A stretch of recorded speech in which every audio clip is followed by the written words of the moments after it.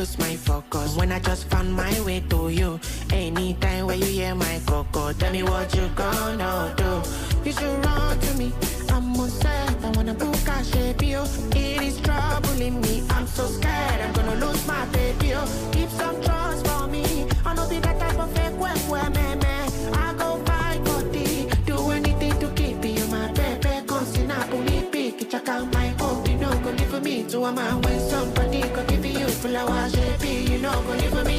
Go.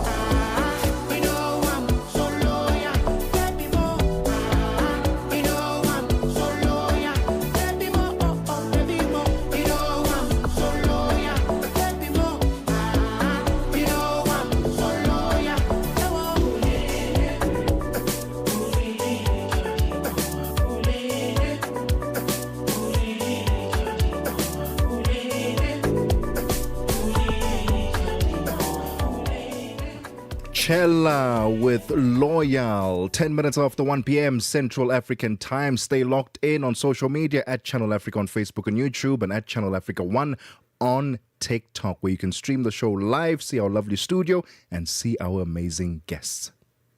Africa at Play with Neto and ETO Chemane. Lekhuleni, talk to us about your relationship with your father, Coach Pitso. What is this one thing that he said to you that is still stuck at the top of your head? Coach Pitso and our mom, Lekhuleni, have always told us that whatever we do in life, we must do it to the best of our abilities and represent our family well. But the big thing is do what you love and do it with all the passion that you have. And I think we see it in both their work. I mean, my mom has done a really good job with placing Coach Pitso in different clubs around the world, and she's negotiated contracts, and she's showing that as a woman you can also do work that is seen, and you can also get respect from men in a male-dominated space. And I think my dad has also shown that you must never underestimate the Black African man. Lekhuleni, a South African communications and digital media professional. Lekhuleni is also a daughter to a great mentor when it comes to the game of football, Coach Jingles Mosimane.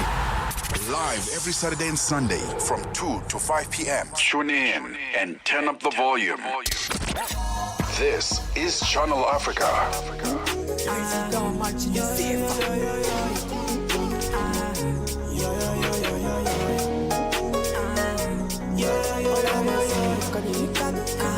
Pay attention to the drums. Les filles pour les body typés là. Madou et bien et so madou ne potona mon point que matinala. Mec et bien et la baroque. Ils comptent sur leurs parents, nos parents comptent sur nous. Non, non, c'est pas la même chose. Ils sont déjà debout, nous on est qu'à genoux. Non, non, c'est pas la même chose.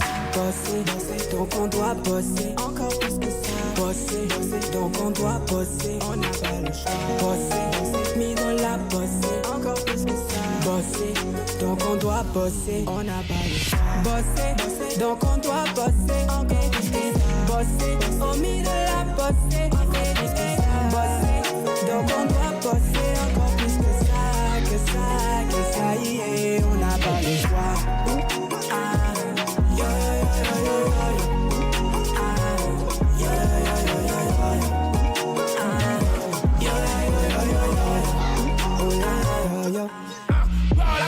Osala doublé, y'a mis ton camp, y'a mis les toits, mais à Kalaïtra, et nous l'a divé, nous comme on dit, ouais, la femme, y'a coup de type, quand nous y'a diable, quand on s'en met cahier de tête, ça y gazé, y'a rien les toits, y'a pas de pour nous comme ouais, les gazés, y'a nous, le goro, les keketa, y'a m'sort cancé, non, la humuta, à ce cas, j'en on nous dit, tu l'as y'a les tibés, à ce que ça se coumia, à où on y est, la tête, on y a, on a gazé, mais ma bé, à dodo, ma do, coupa, longo, que mou, les ringa, y'a la tête, y'a les tchalé, c'est un ango, ils comptent sur leurs parents, nos parents continuent. Non, non, c'est pas la même chose. Ils sont déjà debout, nous on est qu'à genoux. Non, non, c'est pas la même chose. Bosser, bosser, donc on doit bosser. Encore plus que ça. Bosser, au milieu de la bosser. Bosser, donc on doit bosser. Encore plus que ça y est, on n'a pas le choix. La mini genge mani miato. Fadou fadigue e bien mi body e soya mi la ko la tête o mi la y floti mi la to peda mi la Sidula minyi genge mani miato. No, no. Sidula minyi genge mani miato. No, no, no. Oh, Mila, you Mila, to Peda Mila Sola. Sidula minyi genge mani miato. You know you be there. Yo, yo, yo, yo, yo, yo, yo. Yo, yo, yo, yo, yo, yo, yo. Yo, yo, yo, yo, yo, yo, yo. Midday vibes, great programming, and good company. This is Channel Africa.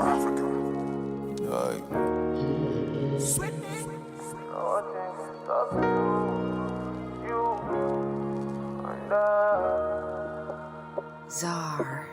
It's you, me, us.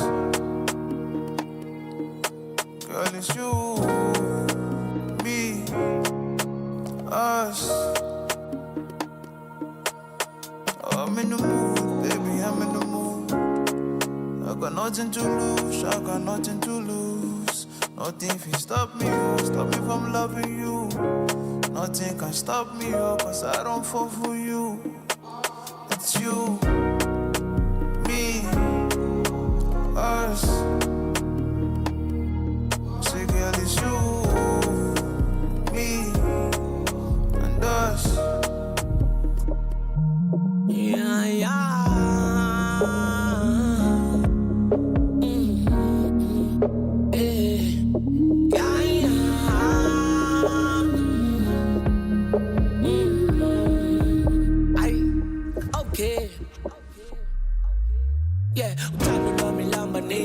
Zami sithandwa sama nginasikhathi nakho manginawe ngijabula sithandwa ngizohlala ngenza iplan hleze ngibuza bomalume ukuthi umuntu ofana nawe uthandwa njani bathi angithumela inkomo ngifisa ngathi ngakunike sakhe isibaya welele mameshanewe ntombenhle ayo welele angikuzile ngawe inhliziyo ayimameli angangithanda umofesh azakhuma ngelistress nyaza uswani nenonsense kodwa uyiphanthula ngepress ngabadwadla nge-35 ubathamise nge-Chanel kodwa ngiyithembile lifestyle ngezisha amakeles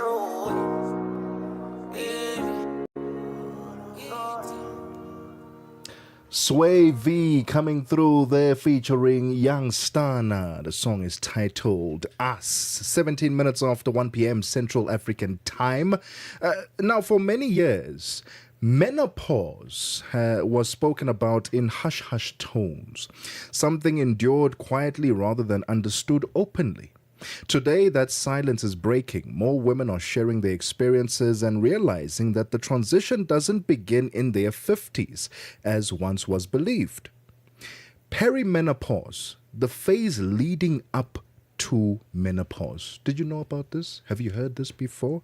Having our own conversations on air with Mmatsheko, I'm like, why is it perimenopause, not premenopause? Anyway, but to help us unpack and understand perimenopause and what's happening inside the body during this natural transition and how women can support their health and skin through it, we are joined by Dr. Judy Pretorius, the founder of Biomedical Emporium. Dr. Judy, thank you so much for your time. Welcome to the Upside. How are you doing?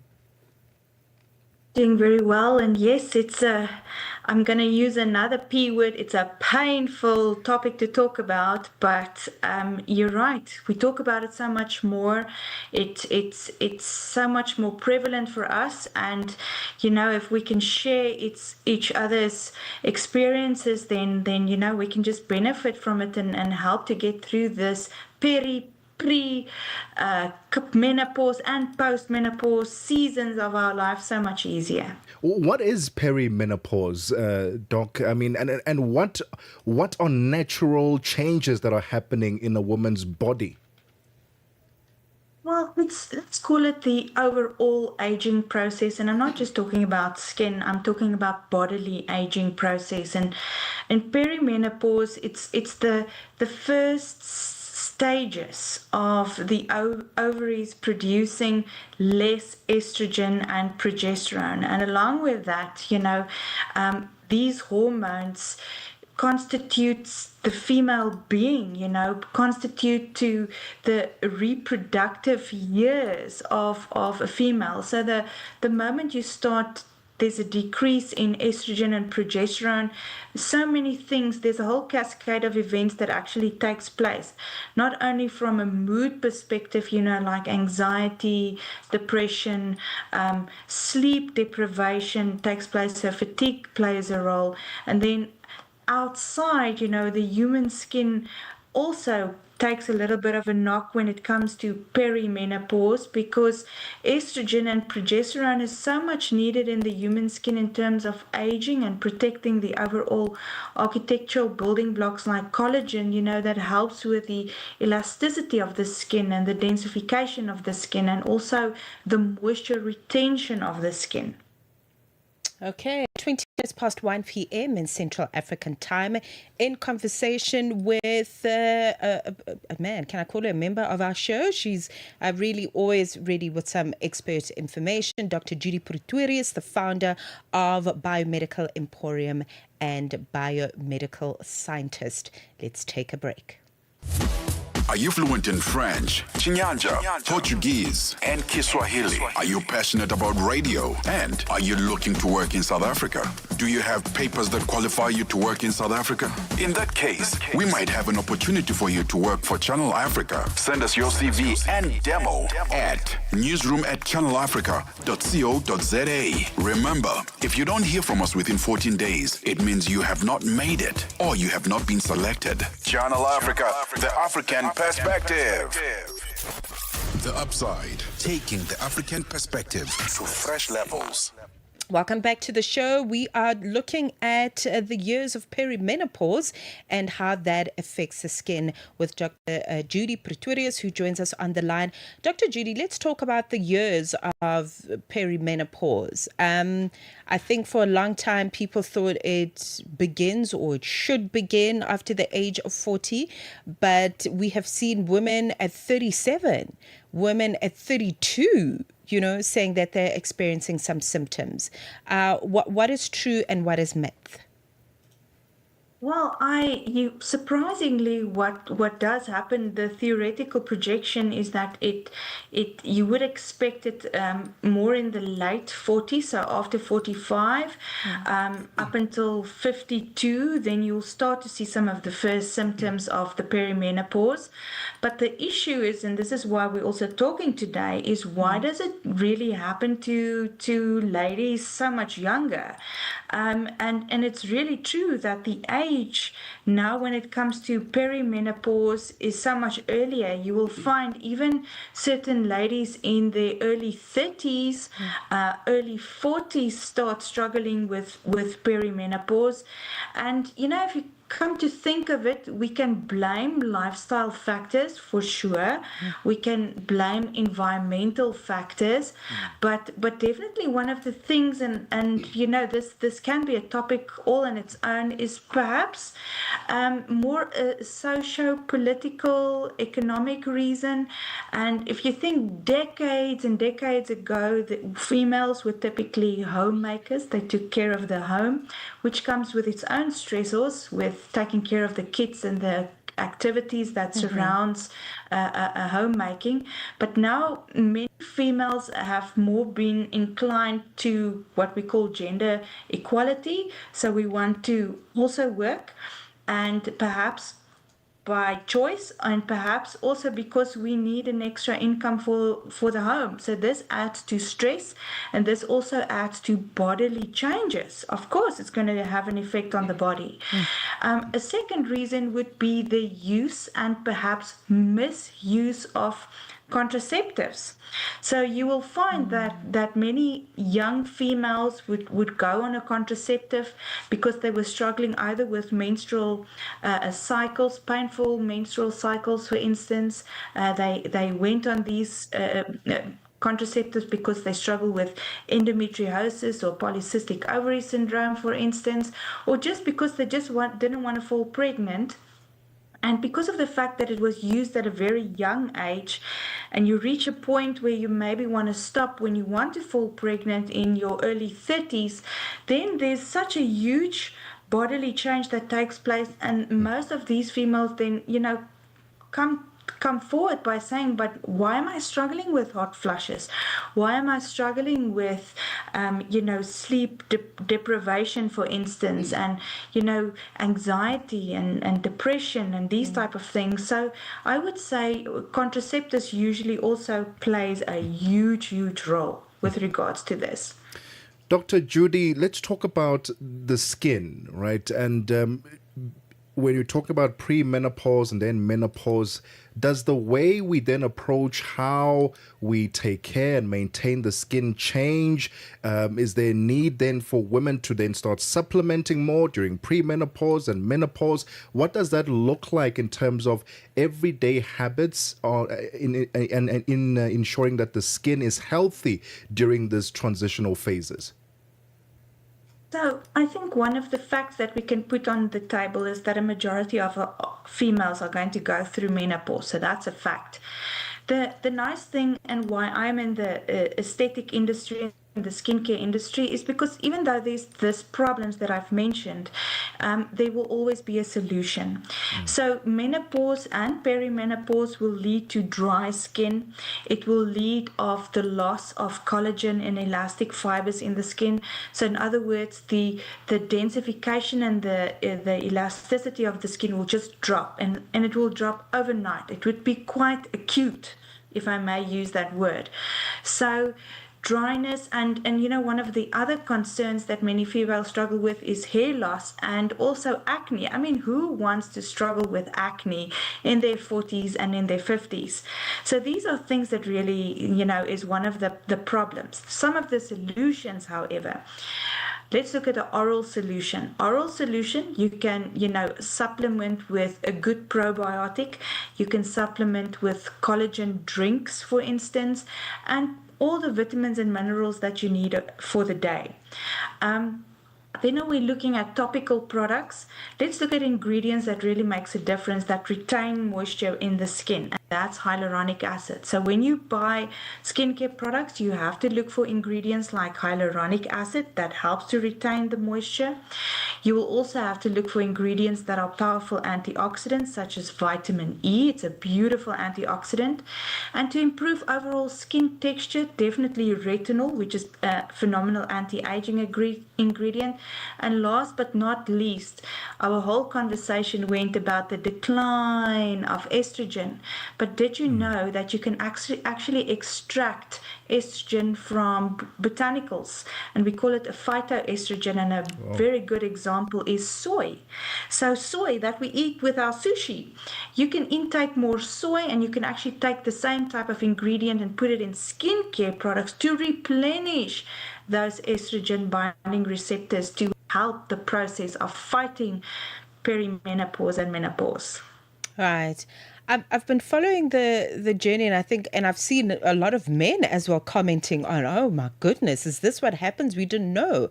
The story of a very famous Hollywood actress, Halle Berry, who will be 60 years old today, and she looks 25. Okay.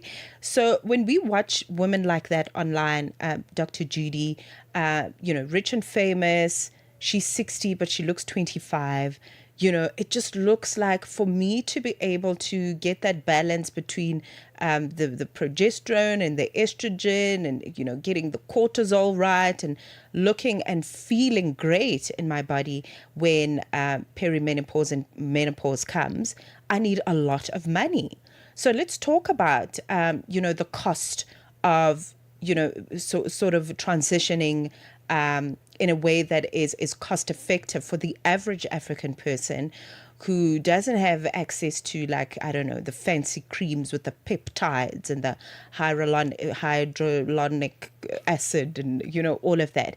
What is it that I can do that is affordable? Maybe stress reduction or drinking more water. I don't know. What is it that one can do that is cost effective? You know, I think one of the reasons why we also have talks like this is when people do absolutely nothing and then they see this result of sagging skin, dryness, etc.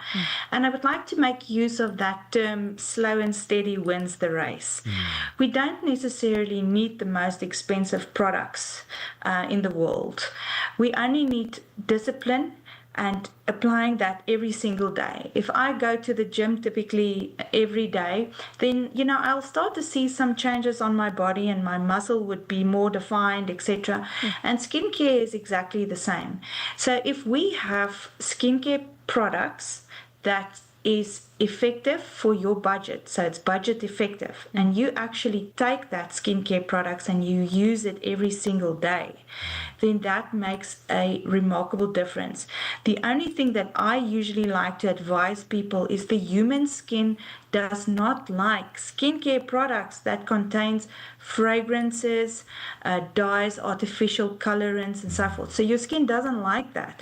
So try to focus on a good cleanser that contains salicylic acid. So it's an acid that exfoliates. And I promise you, these products are really not expensive.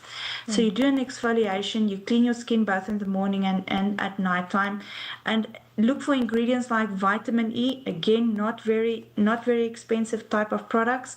That's powerful to protect you against the environmental stresses. Get your sunscreen, really, come on. We can use a sunscreen every single day to protect our skin. And also, don't go to bed at night without brushing your teeth and applying something on your skin.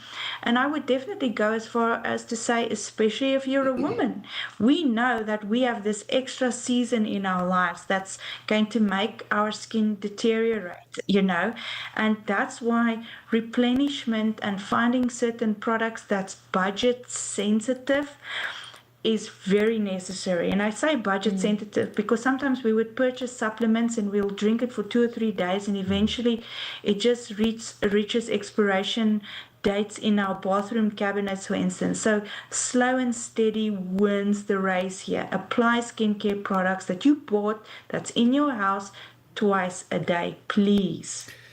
Dr. Judy, thank you so much for your time and for shining a light on this very important transition that many women will go through. By the way, if men were asking, do men also have menopause or equivalent? Andropause. They do. With a decline of testosterone. That can also affect. So great advice there on how to take care of your skin. Dr. Judy Pretorius, founder of Biomedical Emporium, just shining a light on perimenopause and the effects that it has on your skin. 31 minutes after 1 p.m. Central African time. Let's get the latest sports. Sports on Channel Africa. The African perspective. And a very good afternoon from the sports desk. I am Mosibu Dimakura with the latest sports news at the Sawa. Now, the president of CAF, Patrice Motsepe, has dismissed reports suggesting that the 2027 Africa Cup of Nations tournament scheduled to be hosted by Tanzania, Uganda as well as Kenya will be postponed to 2028. Speaking just after the CAF Executive Committee meeting in Tanzania, Motsepe described the reports, which originated from the Guardian newspaper in England, as unfounded. The 2027 edition, branded the Pajama AFCON, will mark the return of the continental showpiece to East Africa for the very first time since 1976. Motsepe stressed that there are no plans to move or delay the 2027 tournament. Media speculation, whether it's social media or even, I'm told, in the Guardian, the Guardian newspaper, in London, one of the most respected newspapers in the world, that there was an allegation that I am here to tell Tanzania and Kenya and Uganda that I'm taking away the AFCON because our three countries are not going to be ready. That's totally unfounded. Now, among the major outcomes of the ESCO meeting was the revelation that CAF is exploring the possibility of expanding the AFCON tournament from 24 to 28 teams after 2028. Motsepe says the discussions form part of the plans now to rebrand as well as strengthen the competition following the decision to stage the tournament every 4 years. And the AFCON, as we know it now, we want to increase it to 28 countries. And as we said, that will take place once every 4 years. But remember, the AFCON, as it is currently constituted, is an important part that we want to maintain, at least under the name of the Africa Nations League, have that coming together every 2 years. So every year there will be, also want to build this regional or zonal competition, because On to some boxing news rather. Tyson Fury said Anthony Joshua's tragic car accident in Nigeria that caused 2 fatalities was the turning point for him in his decision to return to the ring. Joshua, a former heavyweight champion, sustained minor injuries in a car accident in December, which then killed his strength as well as conditioning coach Sina Gama, as well as his trainer Latif Lats Adidole. Fury, 37 years of age, announced his return to the ring from his latest spell of retirement in January. Now, Fury will step back into the ring on the 11th of April after a 15-month absence to face Russian-born heavyweight Aslabank Makadomov in a bout at the Tottenham Hotspur Stadium, which will be broadcast live on Netflix. It will also be the first fight for the former 2-time heavyweight, a champion since losing to Alexander Usyk in December of 2024. And I suppose the biggest turning point in this comeback for me was a tragedy that happened with Anthony Joshua. I was on holiday with my family in Thailand for Christmas, just to get away from the rain. Sick of the rain, it was depressing me. And then I hear all that bad news that's gone on. And I thought, you know what? Life is very, very short and very precious and very fragile. And anything could happen at any given moment. And you should never put things off until tomorrow or next year or next week. Because tomorrow is not promised to nobody. The Bible says tomorrow is not a gift. Tomorrow ain't promised. Tomorrow is a mystery. So we have to live for today. And me living for that day, I made my mind up there and then that I'm going to come back to boxing because it's something that I love and I'm passionate about. On to rugby news now. South African rugby president Mark Alexander has congratulated 3 South African women referees on their appointments to the upcoming Women's Six Nations competitions. Amy Barrett-Theron will reach a landmark 50th Test match, becoming only the second woman globally to do so, while Zoe Nordia joins her in the Senior Six Nations tournament. At the same time, Gianni Viljoen has been named in the inaugural 2026 Under-20 Women's Six Nations panel. Alexander praised their dedication as well as the work of South African referees department, saying their achievement are a proud moment for South African officiating. And finally, British number 1 Emma Raducanu has been knocked out of the Dubai Tennis Championships in the first round. She recovered from a set as well as a breakdown against Antonio Ruzek to force a decider, but the Croatian prevailed, winning 6-1, 5-7 and 6-2. Now, Ruzek is ranked 67th in the world and was one of the 7 lucky losers from qualifying to fall the main draw after several players pulled out with injury, illness, as well as a change in the schedule. Now, Raducanu's initial opponent, Elisabetta Corseretto, was ruled out with a thigh problem, and Ruzek won the first set in 30 minutes, having twice broken Raducanu. The world number 25 then sought medical attention, just like as she did last week in the Qatar Open, where she was forced to retire in the first round. It's 13:37 p.m. Central African time, and that's a wrap from the Sports Desk at the Sawa. For any sports stories you'd like to share with us, do send us an email to newsroom@channelafrica.co.za or call us. The newsroom line is +27 11714 4459. For Channel Africa Sport, I am Mosito Makura. Sports on Channel Africa. The African perspective. We are on Open Views Audio Bouquet. Channel 628.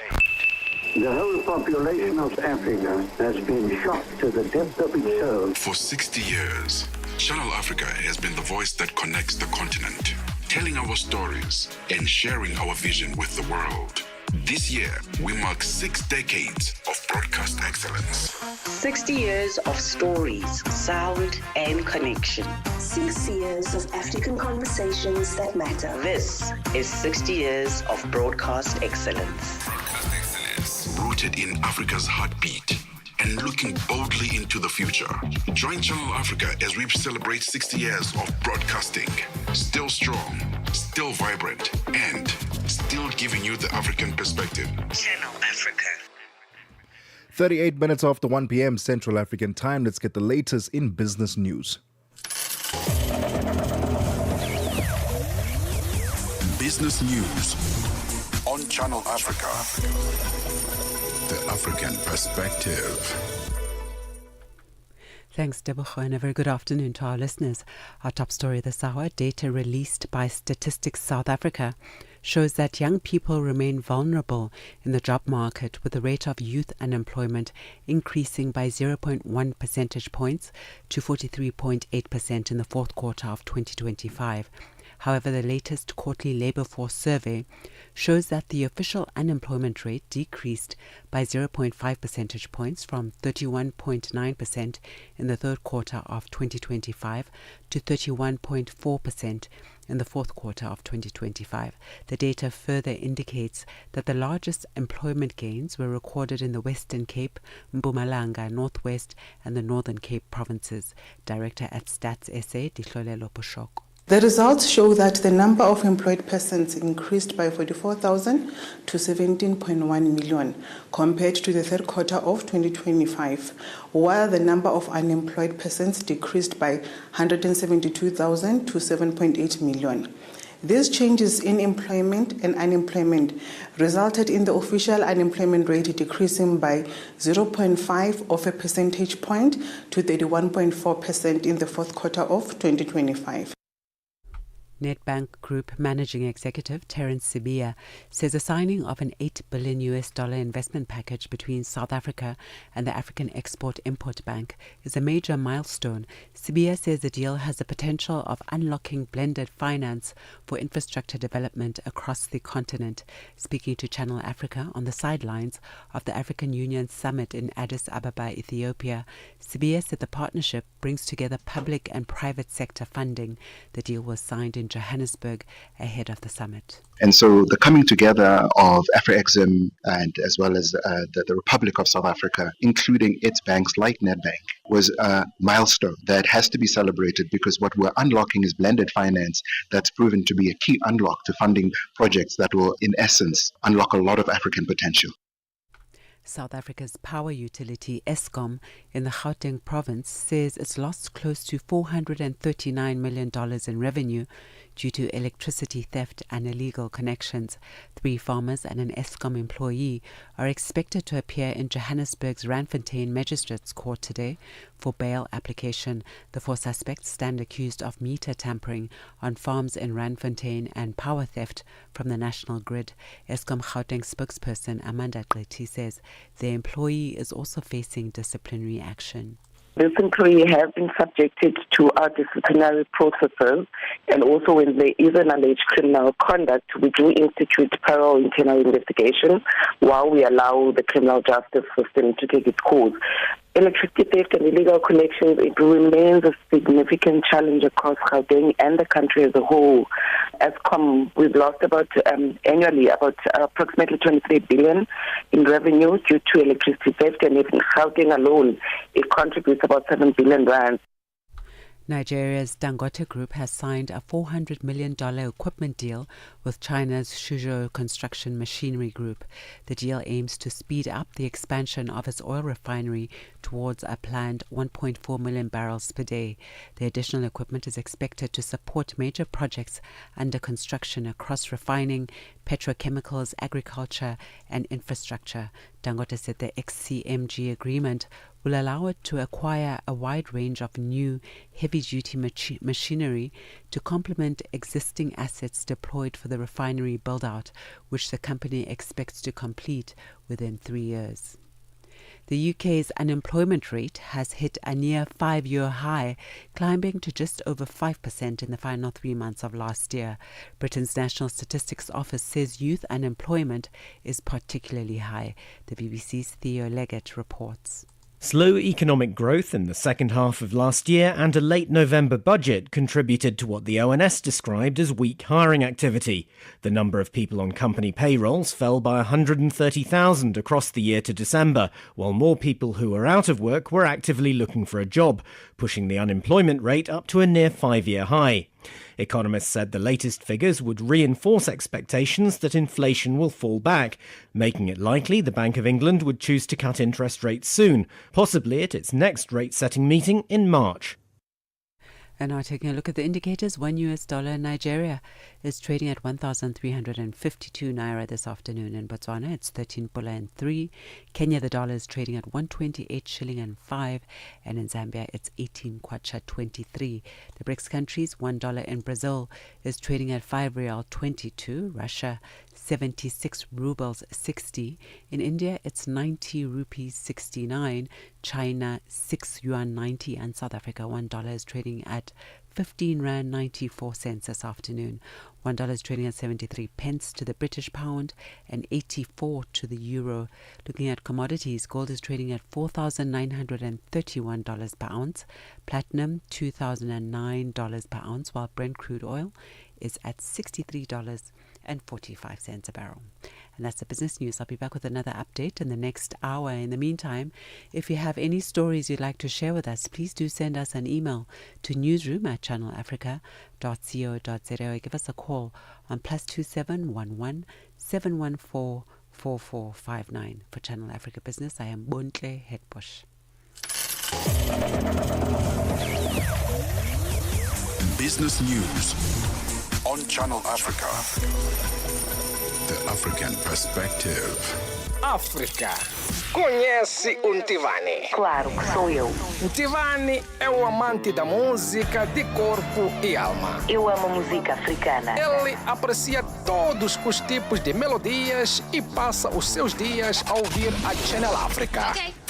Adivinha só, a Channel Africa quer ajudar o Ntivani e os amantes da música em todo o lado a descobrir ainda mais música incrível. Por isso, a Channel Africa está a convocar artistas africanos a submeterem as suas músicas.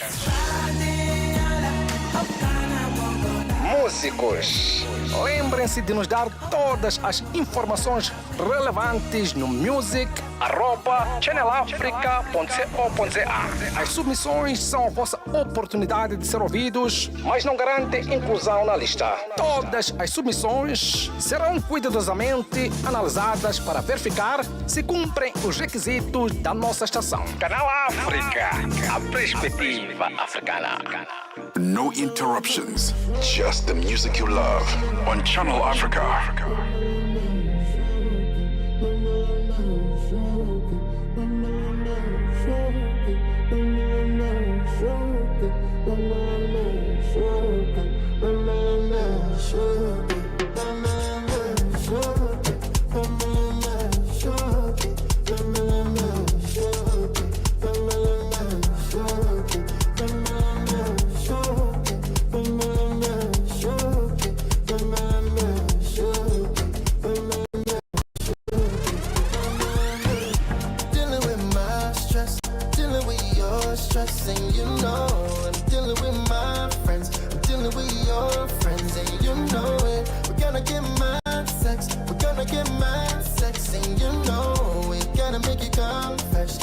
Make you confess. Make we no throw it.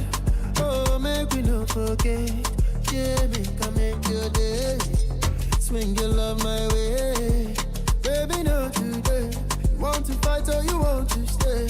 Do me wrong and I take all the blame. Do me something or make I go crazy. Say you want and you need. When you call her the busy. Oh, make me take on the easy. Teach your love to the greedy.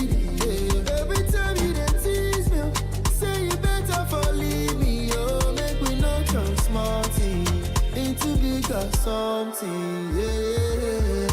Dealing with my stress, dealing with your stress, and you know I'm dealing with my friends, I'm dealing with your friends, and you know it. We're gonna get mad sex, we're gonna get mad sex, and you know we gotta make you confess, we gotta make you confess, and you know, like I know, that you know, that I know.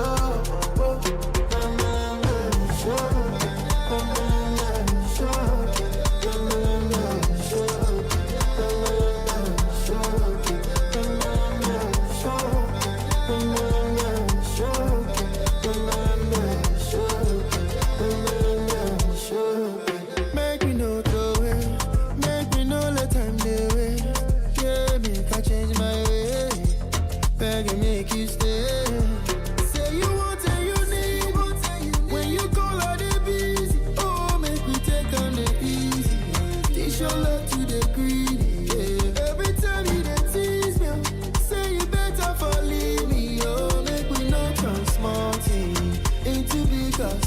plenty, yeah.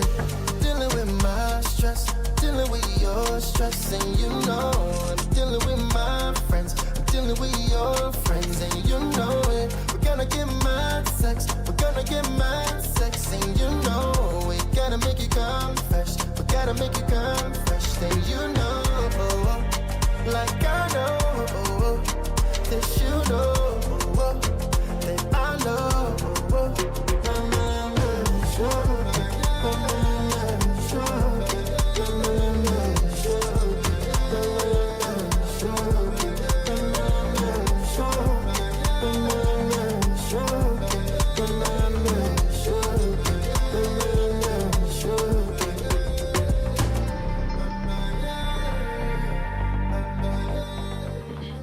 SARS and World coming through with Mad. It's 50 minutes after 1 p.m. Central African time. We're almost at the second hour of the Upside. Don't go anywhere. We've got What Caught Your Eye coming up next.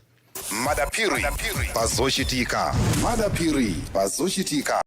Madotolo oposa 1,500 amene amagwira ntchito yaulere mu zipatala zaboma mu dziko la Zambia azanyanyala ntchito lachisanu sabata ya mawa ndipo Daniel Shabanda kutambasula nkhani. Madotolo oposa 1,500 amene amagwira ntchito mopanda malipiro apamwezi dziko la Zambia akuyembekezera kuyamba kunyanyala ntchito. Ichi ndi chifukwa chakuti boma lalephera walemba ntchito monga mmene lidawalonjezera. Channel Africa News yalankhulana ndi mkulu wa bungwe la madotolo la Resident Doctors Association of Zambia, Dr. Pochiwe. Akugomeza kuti madotolo ambiri amene akugwira ntchito mu zipatala zaboma akugwira ntchito yaulere ndipo ali ndi chiyembekezo chakuti tsiku lina adzalembedwa ntchito ndi boma. Zochitika pa nthawi ya 6 koloko kufikira 7 koloko madzulo. Lolemba mpaka lachisanu ndi Madapiri.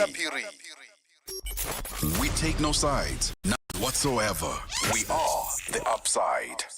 9 minutes before 2 p.m. Central African time, it's time for What Caught Your Eye. Mmatsheko Mosito. So this is not what caught my eye, ne? It's not what caught my eye. It's not. All right, I'll share what caught my eye in a second. But we've seen many ways of how people, try to get into other countries illegally, right? We've seen many ways. People will either swim, across a river to get to the other side. They will Very dangerous. hide themselves in cars or, taxis, buses. How about this? 3 men were arrested in Algeria for attempting to enter Spain disguised as sheep, not sheeps, sheep. Look at that. They took a picture of them. Right, look at that. Oh, wow. They're extreme cases. They're extreme cases of how people get their... Like, how did you even think of this? I have to applaud them for innovation, creativity. 10 out of 10. Oh, my goodness. Wow. How did they even think of that is my thing. Wow. Anyway, that's not what caught my eye. J. Cole is coming to South Africa for the fans, the people who have been waiting. I know he's been here before, quite a few years ago, and many people, rocked up in their numbers. They were happy. Yes, J. Cole is coming to South Africa. He's coming back to South Africa on a world tour. He's only got one performance in Africa, if I'm not mistaken, in Johannesburg. It's going to happen at the FNB Stadium, which can take up to about, 60, 70,000 people. It will be happening on the 12th of December. Right, he'll be going around, going to North America, going to Europe, going to Australia, New Zealand. Then he's going to come to South Africa on the 12th of December. So J. Cole is coming to South Africa. If you are an African and you're a huge J. Cole fan, what an opportunity for you to pull through on the night. Make sure you're booking your flights, buying your tickets on time when they do go live. But it's going to be an exciting one. Are you a J. Cole fan, Mmatsheko Mosito? I don't even know who that is. I know it's something to do with rapping in America. That's about as much as I know. And I saw somebody on Facebook talk about rating one of his albums. I don't know who that is. Okay. I know who Lauryn Hill is. Okay. Does that count for something? Okay. Do you know who Doja Cat is? Yes, yeah, I know. She's also coming to South Yeah, Africa yeah, yeah, sometime I this know year. her. I think she's got. We own a third of her or something. Yeah, we do. We do. But yeah, J. Cole is coming to South Africa. That's what caught my eye. If you're excited about it, drop a thumbs up or not a laughing emoji, but emoji, that one with the balloons and the what, to say, hey, J. Cole is coming through to Africa, to South Africa, Johannesburg, FNB Stadium on the 12th of December. Get your tickets. You're not knowing who J. Cole is. Oh, I my don't know. Yeah. Anyway, what caught your eye? Listen, I have been in deep reflection. Okay, we're talking about, the Chinese New Year and how it has almost become, I think it's wonderful to see how universal it's now become. It's kind of just not just about China, but it's about the energy of renewal. There is a universal energy about this year of the horse that everyone is entering. And I think because people have been struggling since the years of COVID and the time when we, at the height of COVID, that really changed people in ways that they will never be the same again. So every year since the COVID time, people have been looking for hope, looking for better ways to live, looking for deeper ways to connect, especially now with all these fragmented, weird things that are happening where it's almost like we're promoting isolation more and more and individualism more and more, right? So I think people are sick and tired of that because that's not who we are inherently, especially when we look at things from the perspective of African people, right? We're communal, we're villagers, we want to live together. If one person has a problem, 20 people want to come to their rescue, right? Yeah. The child is born, they've got 50 parents, not just 2. Okay, so with that, I've been thinking a lot about the work of John Mbiti, who is a Christian philosopher and an African writer of the finest quality. And a friend of mine was talking about possibly sending me some of his writings, and I said I want The Concept of God in Africa is a book that I want to read, released sometime in the 70s. But I started to just think about, where we are, how we are living, how we're interacting with one another. And I remember him writing, John Mbiti, that is, writing famously, saying, I am because we are. And since we are, therefore I am. So whilst it is not, directly Ubuntu-centric, in what he's saying, but it is something to think about in this year, that if we want to achieve these goals and we want to do all these wonderful things, which is great, I fall under that category of people that want to pivot, that want to be more honest about who they are. But are you going to do that alone? I don't know if that's possible. It's not. I don't think that anything or anyone thrives in isolation. So maybe just something to think about. And John Mbiti has been very central in my thoughts around how we build a kingdom with men and women at the forefront, not just leaving one behind, thinking, and I know there's been a lot of pain, but perhaps just something to hypothesize on as you move forward. Love it. What's the saying again? I am because we are. I have to read it correctly. I am because we are, and since we are, therefore I am. Oh, love it. For a second I wanted to be spicy, but I realized I can't be spicy on this one because that actually makes sense. Remember that one that famous Real Housewife peasant who said, "Don't love your job, job your love." I'm not going to go there. No, but I love that we're seeing less of that human being on the internet. Very quickly. It didn't catch my eye, but it did to an extent. It's not really what caught my eye. The average monthly rates and taxes for a $2.5 million apartment in the following cities. Dubai, guess how much rates and taxes they pay? Zero. Right?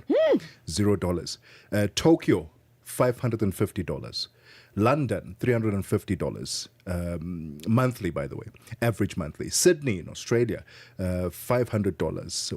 Warsaw, that's in Poland somewhere there, $50. New York City, $800. Berlin, $450. Hong Kong, $550. Paris, $780. But what caught my eye is Cape Town, $1,570.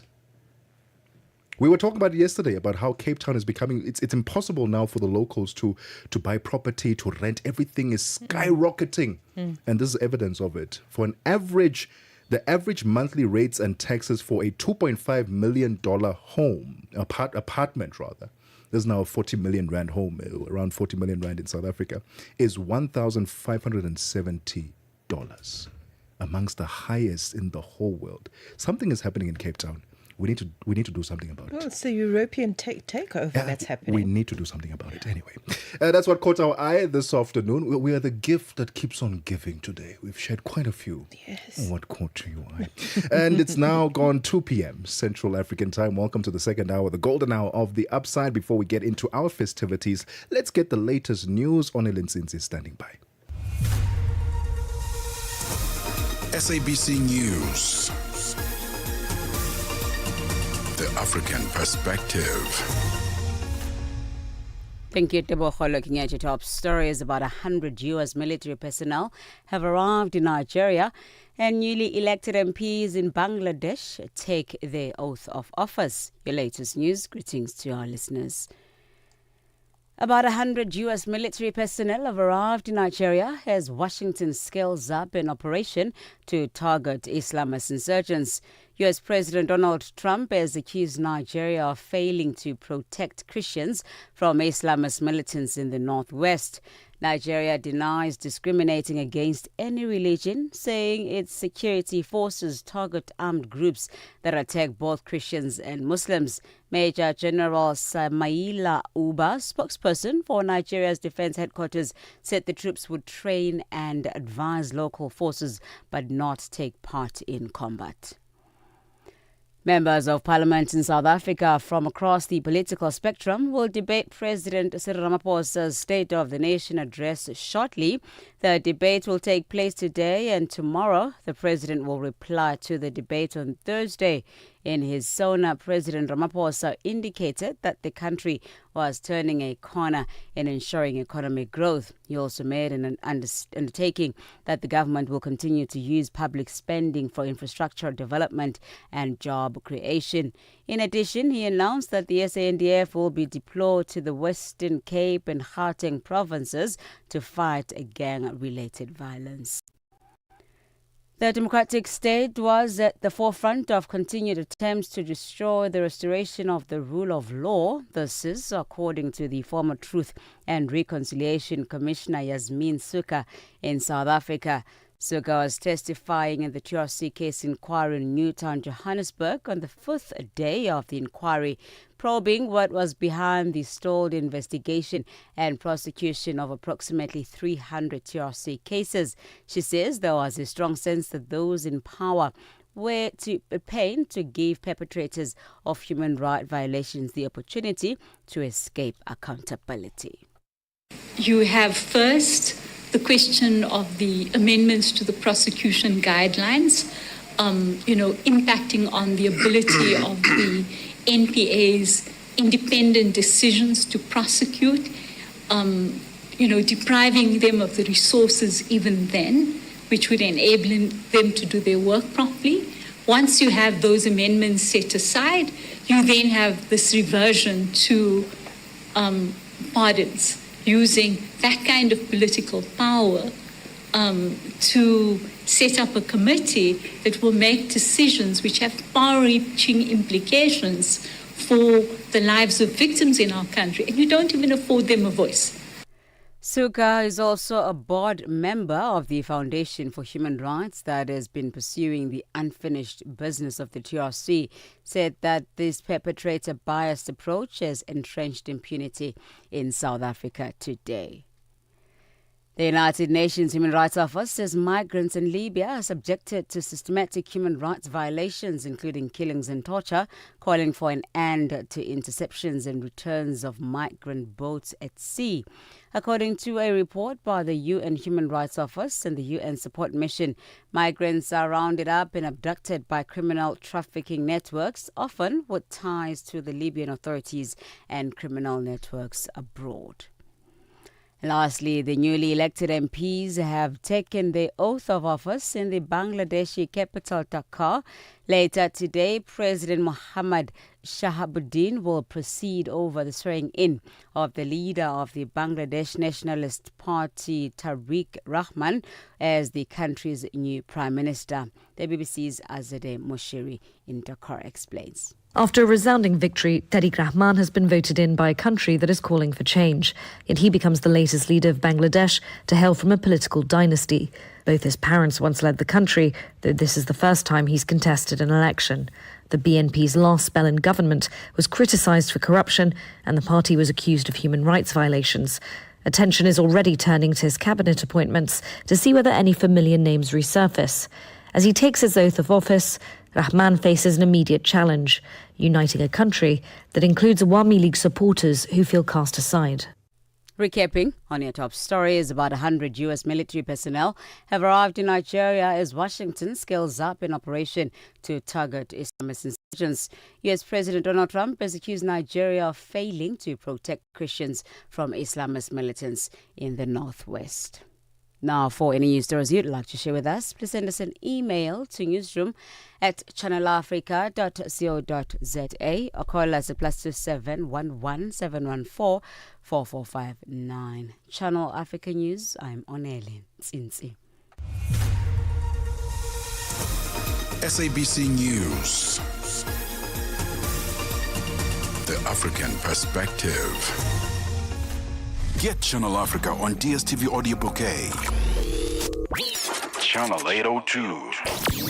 Time to stay informed, inspired, and connected to the ideas driving Africa forward.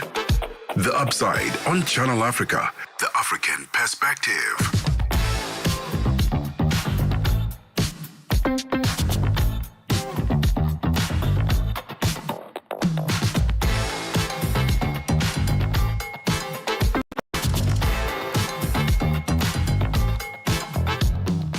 6 minutes after 2 p.m. Central African Time, still live on social media at Channel Africa on Facebook and YouTube and at Channel Africa 1 on TikTok. This is the Tuesday edition of The Upside, your gateway to the good life on Channel Africa, the African Perspective. Mmatsheko, Mosito, what's coming up in this hour? Right, the 21st, we're looking ahead. We're a little bit early, but rather early than late, okay? 21st of February, the world marks International Mother Language Day, a reminder that language is more than just communication. It shapes how children think, how they learn and understand the world around them. So we're going to look at that as an observation coming through on the 21st, and we're going to be speaking to the founder of Limu Lab, who believes that technology can actually help us close that gap between language and learning and all of that. So we're going to have that conversation in this half hour. Stay with us. I really like what you done to me. I can't really explain it. I am so talking like you're ready, can you handle that? Maybe we can settle that. I know you're feeling from my bigger back, oh. All in your face, all in your face. I'm down to do what you really want to. Champagne with a little fun, yeah. Show me what you really want. Nobody do me as good as you. See my recoil, just like magic. Drive me loco, automatic, so electric. Roboto, oh, you give me such an essence, I can hack it. So spiritual, fresh out the package. Oh, I wrap like bandage on you. It's only you for me. You for me. You for me. Oh, I'm into you for me. Give it all to me. Can't nobody compare to you.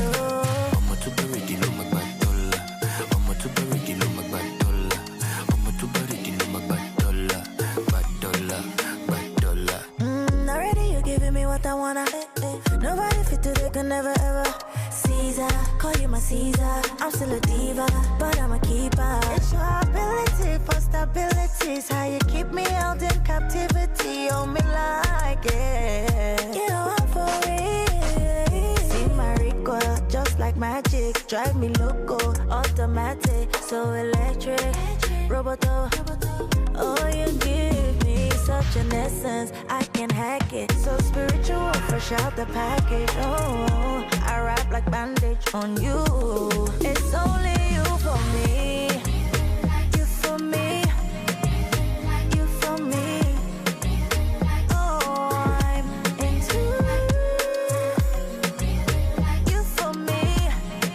Give it all to me. Can't nobody compare to you.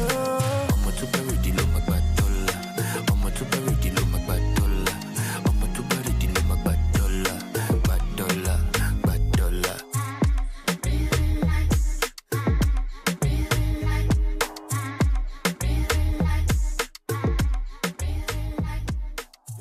10 minutes after 2 p.m. Central African Time. You for me, Tiwa Savage. We're still live on social media at Channel Africa on Facebook and YouTube, and at Channel Africa 1 on TikTok. Stay locked in there so you can see our lovely studio, our amazing guests. And if you'd like to interact with us, you're more than welcome to drop us a comment and let us know where you are streaming us from. Yes. Darubini ya Afrika na I am Henry Shakif. Kiongozi wa chama kikuu cha upinzani nchini Tanzania Tundu Lissu anayekabiliwa na kesi ya uhaini anasema hajala chakula licha ya kesi inayomkabili awali kuahirishwa. Pengine haya malalamiko yana mashiko ya namna yoyote? Kama yana mashiko ama hayana ni jambo tofauti, kwa sababu yeye muda uliotolewa mchana ni kwa ajili ya kwenda kula. Nakumbuka kwamba Lissu ni mahabusu, sio mfungwa. Japokuwa sijajua taratibu za gereza zinakuaje wanapokuwa na wafungwa na mahabusu, lakini mahabusu wanapelekwa chakula na ndugu zao kutoka nje. Na kama tunavyofahamu kesi hii ikiwa inaendelea, imeelezwa kwamba itakuwa inaendelea kusikilizwa mfululizo ili kuweza kuendelea na kuweza kuimaliza kwa haraka. Yeye mwenyewe ndio ambaye anajitetea Tundu Lissu. Pengine wana namna ya wao kutaka kuleta hukumu ya haraka, au haya ni maelezo ya awali? Hapana, ni kesi inaendelea na wanasikiliza mashahidi. Kwa hiyo lazima itapelekwa haraka, kwa sababu pia limekuwa ni ombi la mshtakiwa mwenyewe anayejitetea Tundu Lissu. Darubini ya Afrika kila Jumatatu hadi Ijumaa kuanzia saa 11 kamili hadi saa 12 kamili jioni majira ya Afrika ya Kati. Tune in and turn up the volume. This is Channel Africa.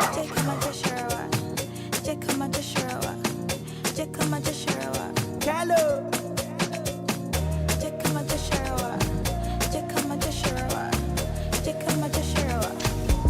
I got the girls in my condo, waiting I want to, I don't know. Want them to leave one toto, with the fatigue or night go. Make nobody call my phone, leave me alone, cause me I want them my zone. No place like home, all my ladies. You know say I no be novice, shake your body make me notice. Say from the room to the floor to the kitchen, they will make you babies. Leave it up for many places. Baby, make me know the babies. Take my dish, over my dish, take my dish, over my dish, take my dish, over my dish, over my sasha, take my dish, over my dish, take my dish, over my dish, take my dish, over my dish. Well, yeah, Sharawa.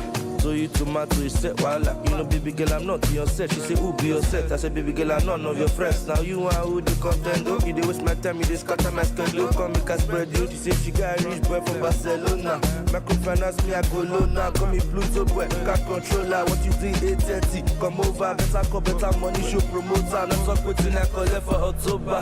I be me Netflix or Dakota. I never lose my composure. When you see me, it's all over. I gonna aesthetic. Call it, see me sober. Over my dish, take my dish, over my dish, take my dish, over my dish, over my sasha, take my dish, over my dish, take my dish, over my dish, take my dish, over my dish. Look at my test in a botany. Is that the bro? She said, Regina Daniels. Is that the bro? On a me one again. I let you have it. Then you feel happy, baby. Because I just get it. I let Pepe la fato, Tori Jerry Bale Pepe. Lafia to fuck ya, Vision Lafia. What am I doing? Alei, Wawa Goda. Goda Gaga, Goda Goda. Okay, the meat push on my gel. Oh, baby, je m'appelle. Jack Carrera to Badalo. This your body now, tell of a tell. Omo yima pamina. Una too sweet, Mirinda. Omo be you too bad. Push off a boat, no lot too fascisha. With this your water bomb bomb. Anywhere you there, I go wrong come. She say make I come on condom. Penetrate the bag in oh my this. You know say I no be novice. Shake your body, make me notice. Say from the room to the floor to the kitchen, they will make you babies. Leave it up for many places. Baby, make me know the babies. Take my dish, offer my dish, take my dish, offer my dish, take my dish, offer my dish, offer my sasha, take my dish, offer my dish, take my dish, offer my dish, take my dish, offer my dish. 14 minutes after 2 p.m. Central African Time. Zlatan featuring Shali Poppy. We've got Idol West, Terry the Voice. Jeserawa is the name of the song. It's the Tuesday edition of The Upside. And on the 21st of February, it will be International Mother Language Day. Right?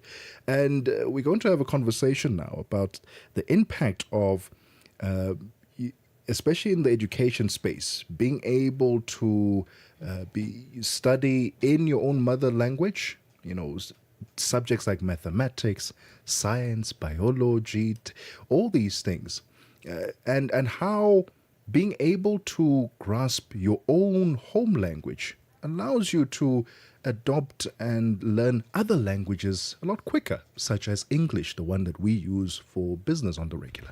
Absolutely. So yes, as Tebogo rightfully noted, the 21st marks a very, very important time on the international calendar, Mother Language Day. So this serves as a reminder that language shapes how children think and learn. And in an internet world dominated by English, many children may navigate digital spaces in a language they don't speak at home. Yeah. But what if success began with a child's mother tongue is the burning question right now. Spumelele Sbego is the founder of Limo Lab, and they believe that technology can bridge that gap. She says that children understand concepts better when they learn and play in their home language, and that a strong mother tongue foundation actually accelerates English proficiency. Very, very fascinating conversation we're about to have. Spelele Sbego is joining us on Channel Africa. Pleasure to have you join us. Thank you very much for being here, Spumelele. Thank you very much for having me. Thank you so much. You're welcome. Thank you. So let's start with that. I think this is very fascinating in terms of what you're saying around a child's digital future. What does that look like? And how does a child's digital future begin with their mother tongue? So, this thing around language has been fascinating for me as someone who's new actually in the language and education space. My background is in marketing trained, but TV and film largely, and broadcast.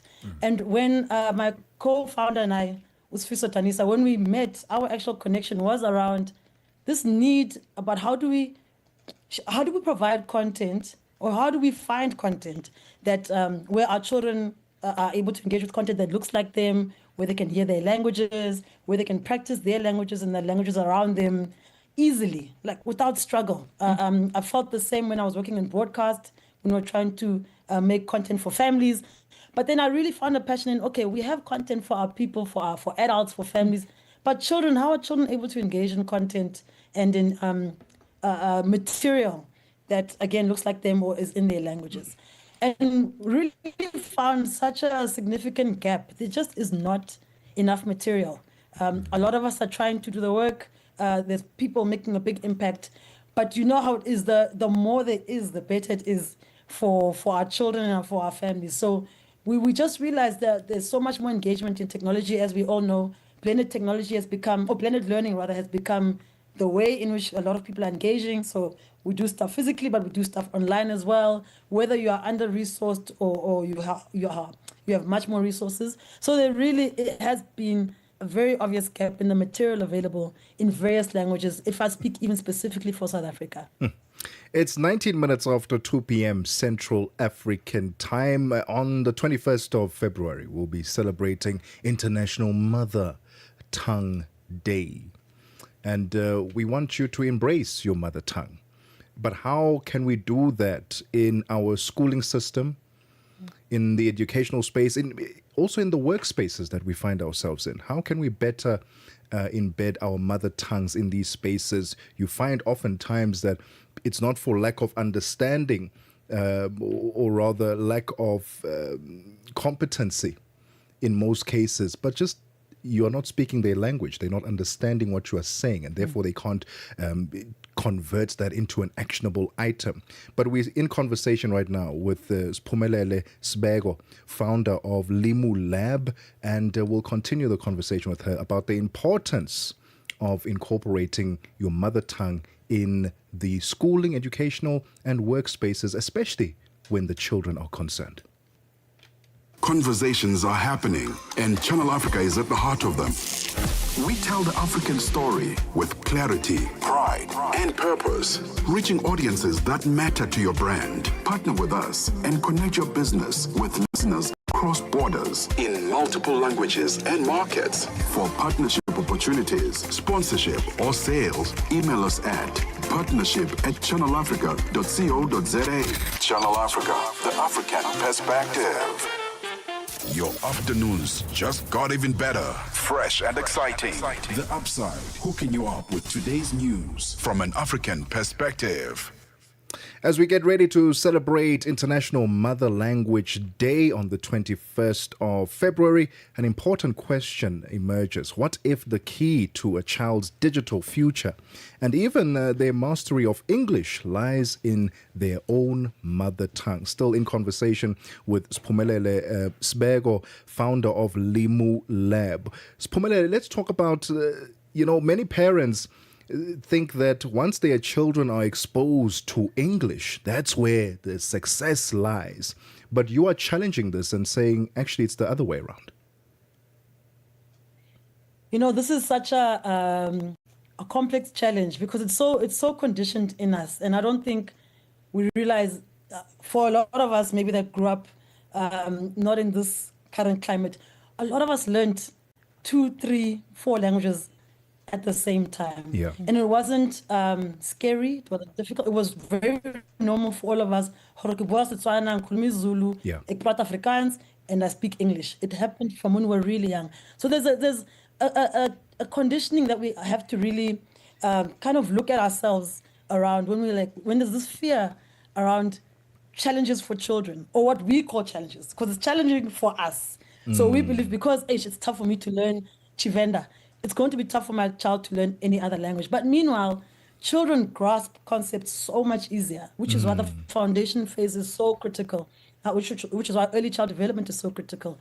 They understand and grasp and practice concepts so much easier than us. They practice subjects so much easier than us. And when we realize that they were layering that their learnings on and helping them actually develop cognitively, develop socially, versus taking it away from them.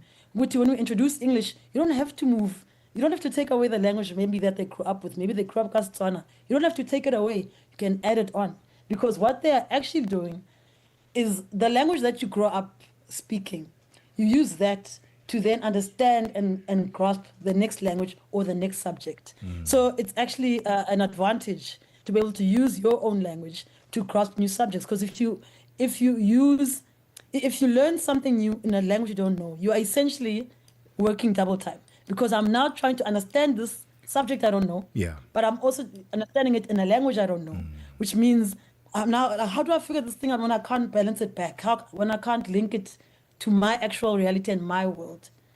And that's really something I really look forward to helping parents and families and schools overcome in our way and in the work that we do. Let's help children layer and give them enough material and give them enough practice to add on to their learning versus removing things because you believe this one is a bigger priority. Right. There's another layer to that complexity that you talk about, Spumelele, in terms of, mother language. And we find in spaces, especially with modern families or urban families, if I could be even more specific, the challenge of encouraging us to speak our own mother tongues in the home to begin with is a challenge, where you find that in a two-parent household with, a child who goes to an English school. It's not like when you and I grew up where we could speak Xitsonga because the neighbor could speak it, and then we go to an English school, and then we've got an Afrikaans best friend, right? And then we've already automatically got 3-4 languages. It's no longer the case. You find that children are not necessarily speaking their home languages at home. They're speaking English from the time that they are born, where the parents are speaking Xhosa in the house, and they can hear the parents, but they can't speak or respond in the language. Therefore, that adds another layer of complexity. So in you trying to challenge the idea of the parents thinking that giving instruction in English is an advantage, which you, of course, have vehemently disagreed with that. How do you see that, the family dynamic, sort of become a challenge as we look at, encouraging mother tongue, but the children are not really speaking their mother tongue? How do we resolve that? So this is essentially, that's the beginning. That was really part of the beginning of Limo, because we were really looking at the families around us. Again, like you said, whether the family is Zulu or it's a Chivenda father and a Zulu mother, and then it's even what we're doing now, because the common language is English. But we do have to, but for us, it's fine because we grew up knowing our languages. We can probably speak our languages beyond this. Yes. But the challenge exists in that the only way things can happen is if we actually do them. So at school, we need to validate languages through the material that you have, through the technology you provide, through prioritizing as many languages as possible, or as the languages in the community. At home, when they respond to in another language, I can't hear you. Our grannies used to do that a lot. It's like, and eventually you'll start, that's why our children can understand, but the reason they don't speak is just a confidence thing. So as soon as you validate them, allow them to practice, allow them to make the mistakes, allow them to pronounce it wrong and then fix it. We need to have a culture of practice, a culture of risk, a culture that builds confidence in trying, and then you figure it out as you go. So, but it is really up to kind of all the groups and the touch points of the children. When the child goes to their bestie's house where they speak Afrikaans, and they will speak it there and they will practice, and eventually it'll become more natural to them. When they're at home, they speak Setswana, they speak Zulu, and they practice and they try. When they go to school, they speak English, but they're also exposed to Afrikaans, exposed to Setswana, exposed to isiZulu. There's just when you go on TV, we can see more content, not just in English, but in other languages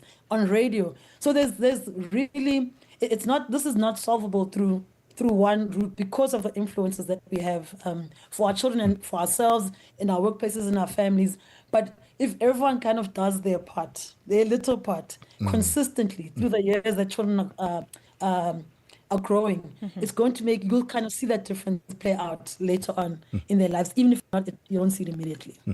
And certainly the same amount of effort is required as we are putting in when it comes to the English, the Afrikaans, which we are taught in to read, to write. The same thing needs to then be applied at home, because mother languages or your mother tongue is one thing to be able to communicate and talk and understand each other, but then you have to read as well. There's a different element to reading and writing also in your mother tongue, which I think at times lacks, especially in the household when you go to schools that just focus on the English and the Afrikaans. But Spumele, let's talk about Limu Lab and your rollout in ensuring that the mother tongue is represented in the various schools and platforms that you go to. So at Limo, what we've done really is, we thought, what can we do? We're going to focus on younger kids. We're focusing on foundation phase. And our strength actually is in storytelling, in character development. And we use our strength in the story to connect to children and to families. So we prioritize story, characters, visuals, and audio. So children will see beautiful, high quality visuals when they engage with our content. They'll be able to hear the pronunciations, hear how languages are spoken, hear different words, hear the sentences, and they'll be able to see characters that they can relate to, that are fun, that are beautiful, and in a world that makes sense to them, that's modern, that's engaging. So that's really where our core focus is. We have a web platform where children can engage in language activities, and in a very critical gap as well, and activities that we found, which is pre-reading. So pre-reading is where you introduce children in their languages to the concepts of reading, as you've just said, Tebogo, where you're introducing them to vowels, to consonants, to building words, and to sentences. This has been a gap because we've actually done this largely in English and or Afrikaans, actually. Yeah. So you don't find it in Zulu, you don't find it Kastswana, you don't find it in Sesotho. So Limu is working to bridge that gap, and we're kicking off with isiZulu, but we are working to have that pre-reading in every language. So you can do that on the web platform. And we also are working with collaborators where we're writing and editing books with collaborators in various languages, where we're going to work on getting into linear platforms like broadcast, TV, and video on demand, etc. And really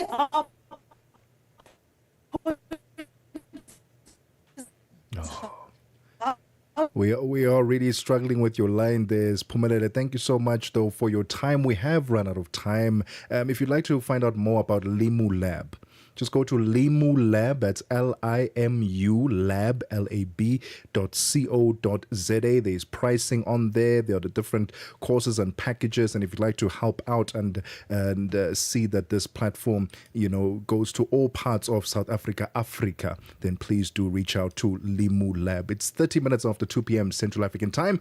Let's get the latest sports. Hey, Musibudi, Australia lost yesterday. Personally, I'm excited, but what is happening in this world of sport? Sports on Channel Africa. The African perspective.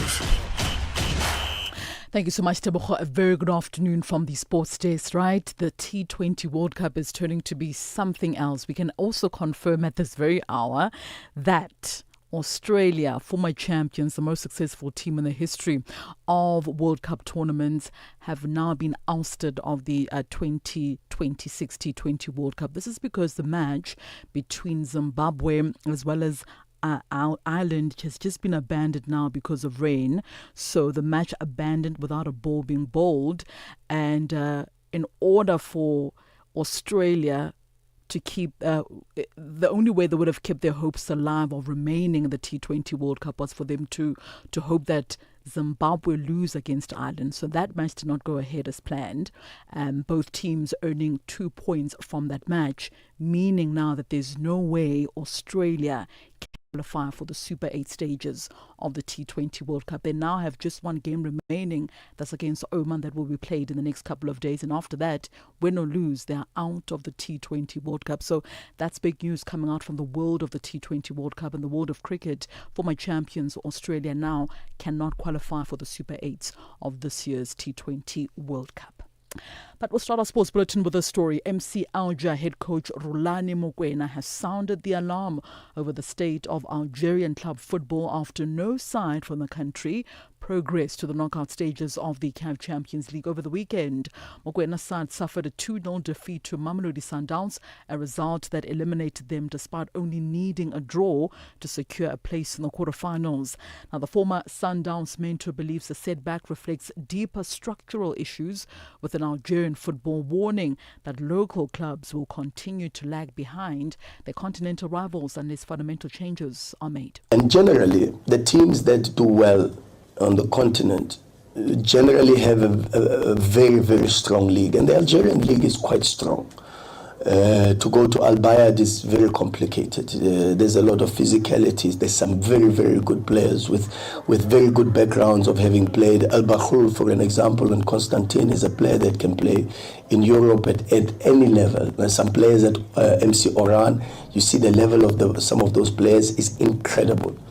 By the way, Mokoena made attempts to sign at least 5 players during the recent January transfer window, but the rules in Algeria were a stumbling block. Where the challenges come is for me, number one is the size of the squad. It's impossible to have a 22-man squad with the number of games and the amount of traveling. And to be limited only to 22 players plus 5 younger players, and you see, I don't play the younger players because of injuries or because of anything like that. I play the kids. We've played more of the under 23 players than any other team. But we play the kids because also we are limited with the options in relation to the squad size. So, on some boxing news now, Tyson Fury said Anthony Joshua's tragic car accident in Nigeria that caused 2 fatalities was a turning point for him in his decision to return to the ring. Joshua, a former heavyweight champion, sustained minor injuries in an accident in December of 2025 which killed his strength as well as conditioning coach Sina Gami and his trainer Latif Lats Ayodele. Fury, 37 years of age, announced his return from his latest spell of retirement in January. He will step back into the ring on the 11th of April after a 15-month absence to face the Russian-born heavyweight Arslanbek Makhmudov in a bout at the Tottenham Hotspur Stadium, which will be broadcast live on Netflix. It will be his first fight for the former 2-time heavyweight champion since losing to Alexander Usyk in December of 2024. And I suppose the biggest turning point in this comeback for me was a tragedy that happened with Anthony Joshua. I was on holiday with my family in Thailand for Christmas, just to get away from the rain, sick of the rain, depressed me. And then I hear all that bad news that's gone on. And I thought, you know what, life is very, very short and very precious and very fragile. And anything could happen at any given moment. And you should never put things off until tomorrow or next year or next week. Because tomorrow is not promised to nobody. The Bible says tomorrow is not a gift. Tomorrow ain't promised. Tomorrow is a mystery. So we have to live for today. And me living for that day, I made my mind up there and then that I'm going to come back to boxing because it's something that I love and I'm passionate about. Tennis news now. British number 1 Emma Raducanu has been knocked out of the Dubai Tennis Championship in the first round. She recovered from a set as well as a breakdown against Antonia Ruzic to force a decider, but the Croatian prevailed, winning 6-1, 5-7 and 6-2. Ruzic is ranked 67th in the world and was one of the 7 lucky losers from qualifying to fill the main draw after several players pulled out with injury, illness as well as a change in the schedule. Now, Raducanu's initial opponent, Elisabetta Coracereto, was ruled out with a thigh problem, and Ruzic went on to win the first set in 30 minutes, having twice broken Raducanu. The world number 25 then sought medical attention, but just like last week at the Qatar Open, she did require medical attention only to be ousted in the first round of that tournament. And finally, in Formula 1 news, Barcelona will continue to host the Formula 1 races until 2032 after striking a deal, which now means it will alternate with the Belgian Grand Prix. Now, while the Circuit de Catalunya has been replaced to host the Spanish Grand Prix by the Mud Ring, it remains on the calendar for 2026 and will also hold a renamed Barcelona Catalunya Grand Prix in June. The future of the track as a Formula 1 circuit has been in doubt, but it will also stage races in 2028, 2030, as well as in 2032. The races in Barcelona will be in rotation with a Grand Prix at the Circuit de Spa-Francorchamps, which will then take place in 2026, 2027, 2029 and 2031. The extension also follows significant investment at the circuit in recent years. The Circuit de Barcelona Catalunya was originally built in 1991 and held the Spanish Grand Prix that year, which is also construction being part of the development program for the 1992 Barcelona Olympic Games. And that's a wrap from the Sports Desk at the Sawa. For any sports stories you'd like to share with us, our email address is newsroom@channelafrica.co.za. Give us a call on +27 11714 4459. For Channel Africa Sport, I am Mosibudi Makura. Sports on Channel Africa. The African perspective. We are on Open Views Audio Bouquet. Channel 628. Je, una jambo lolote akilini mwako? Je, una shauku kuhusu masuala muhimu? Na je, una maoni ambayo unataka yasikike? Kweli, hili jukwaa ni la kwako. Piga simu au tuandikie kwenda WhatsApp namba alama ya kujumulisha 2760552594 na tutakupigia simu. Mtangazaji wa habari zetu za Afrika Kusini mjini Johannesburg. Hivyo unaweza kuwa mshirika kwenye matangazo yetu. Sio mazungumzo tu, ni fursa yako ya kuchangia maoni yako na kushirikiana na jumuiya ya wasikilizaji wanaotamani mtazamo wako. Tufuate kwenye mitandao ya kijamii. Tembelea tovuti yetu www.channelafrica.co.za na uwe tayari kushiriki na kuchangia maoni yako kwenye Channel Africa. Channel Africa, mtazamo wa Kiafrika. 39 minutes after 2 p.m. Central African Time. Let's get the latest in business news.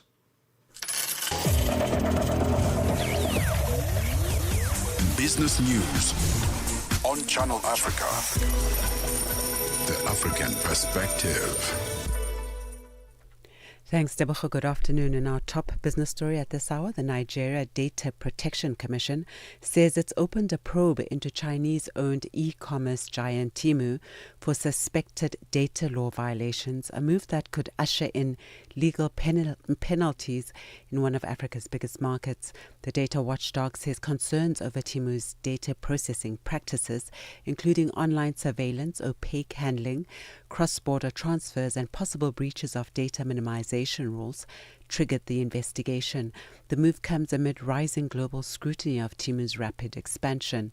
NDPC chief Vincent Olatunji ordered the probe and warned that processors could be held liable for any non-compliance. Temu handles the personal data of about 12.7 million Nigerians and around 70 million daily users globally. Unions in Kenya have warned that disruptions at its main international airport could get worse as they step up their industrial action. The unions say that staff members are now on a full-blown strike after a dispute involving pay and working conditions. Departing flights from Nairobi's Jomo Kenyatta Airport were delayed by up to 4 hours yesterday. The National Union of Metal Workers of South Africa, NUMSA, is seeking access to the Kimberley mine in the country's Northern Cape province, where 5 mine workers have been trapped since this morning following a mudslide. The missing workers were caught in the mud rush in the early hours of today. The mine says they have activated emergency response. Communication with the trapped miners has been cut off. Chimulucho Mahase, NUMSA Kimberley local secretary, elaborates. It's really concerning what happened here at the Kapa, and we are still here as a NUMSA. Don't know what really happened because of we are waiting for management to confirm us so that we can enter inside the mine so that we can hear what happened to those workers. Data released by Statistics South Africa shows that young people remain vulnerable in the job market, with the rate of youth unemployment increasing by 0.1 percentage points to 43.8% in the fourth quarter of 2025. However, the latest quarterly labour force survey shows that the official unemployment rate decreased by 0.5 percentage points from 31.9% in the third quarter of 2025 to 31.4% in the fourth quarter of 2025. The data further indicates that the largest employment gains were recorded in the Western Cape, Mpumalanga, Northwest, and the Northern Cape provinces. Director at Stats SA, Dihlolelo Pushoko. The results show that the number of employed persons increased by 44,000 to 17.1 million compared to the third quarter of 2025, while the number of unemployed persons decreased by 172,000 to 7.8 million. These changes in employment and unemployment resulted in the official unemployment rate decreasing by 0.5 of a percentage point to 31.4% in the fourth quarter of 2025. The UK's unemployment rate has hit a near 5-year high, climbing to just over 5% in the final 3 months of last year. Britain's National Statistics Office says youth unemployment is particularly high. The BBC's Theo Leggett reports. Slow economic growth in the second half of last year and a late November budget contributed to what the ONS described as weak hiring activity. The number of people on company payrolls fell by 130,000 across the year to December, while more people who were out of work were actively looking for a job, pushing the unemployment rate up to a near 5-year high. Economists said the latest figures would reinforce expectations that inflation will fall back, making it likely the Bank of England would choose to cut interest rates soon, possibly at its next rate-setting meeting in March. And now taking a look at the indicators, $1 in Nigeria is trading at 1,352 naira. In Botswana, it's 13 pula and 3. Kenya, the dollar is trading at 128 shilling and 5, and in Zambia, it's 18 kwacha 23. The BRICS countries, $1 in Brazil is trading at 5 real 22. Russia, 76 rubles 60. In India, it's 90 rupees 69. China, 6 yuan 90, and South Africa, $1 is trading at 15 rand 94 cents this afternoon. $1 is trading at 73 pence to the British pound and 84 to the euro.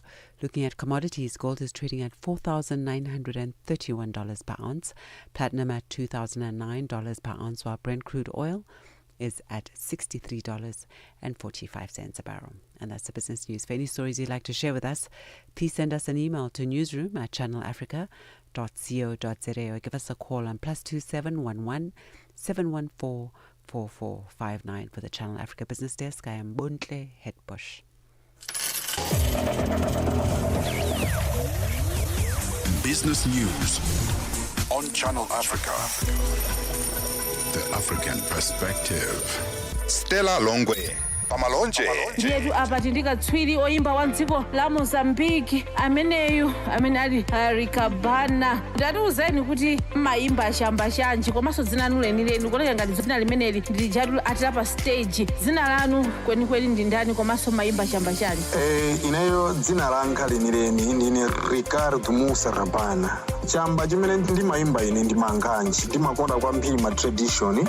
Zimenezo ndi nyimbo zathu chifukwa kwathu kunoko ndi madansi osiyana-siyana a chimizi. Ndi ineyo poti ndi mnyamata wa chimizi ndi ndimakondanso nyimbo za chimizi. Ndinu a chimizi?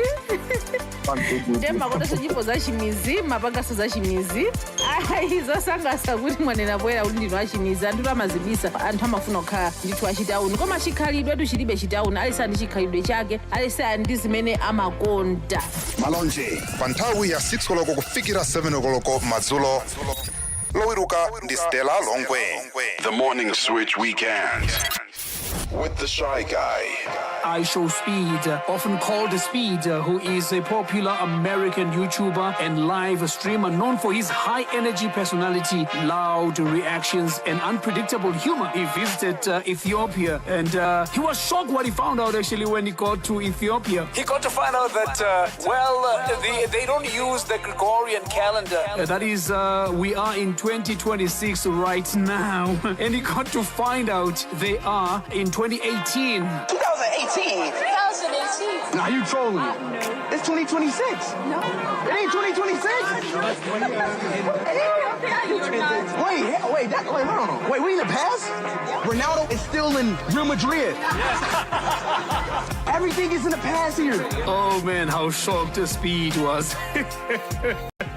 Went back in time. Saturday and Sunday mornings belong to the Morning Switch. 3 to 6 a.m. Central African Time. No matter where you are, Channel Africa is always with you. You're sweet when the sun up, like the trees in the summer. When the seas are troubled, and then we all need someone. My life, no be smart thing, we all strive, to live life in that comfort. So forgive me if I fumble, 'cause I'm only human. Somebody move that I don't know. Hit them with a 7-box combo. Always looking out my window, paranoid and confused. I'm not sure anymore. Always knocking at my door. And so as the day comes, as I go on, protect me, Lord, I cannot trust my neighbors.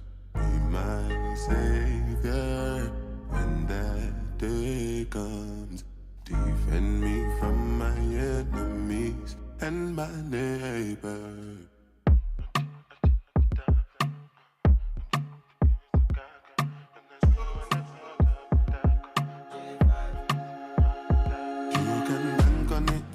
You can put 100 grand on it. Anything I said, I stand on it. In a private plane, I land on it. Lily hood and they call me Bankole. Cause I walk around with a bank on me. Show them Gangnam style, put the gang on them.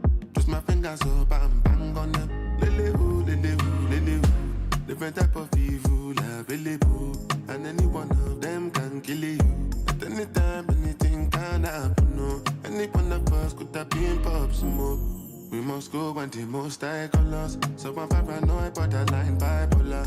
Wear my vest and clean my corner. I ain't going out, brother. You can bank on it. You can put 100 grand on it. Anything I said, I stand on it. In a private plane, I land on it. Lily hood and they call me Bankole. Cause I walk around with a bank on me. Show them Gangnam style, put the gang on them. Twist my fingers up and bang on them. Lily hood, oh yeah.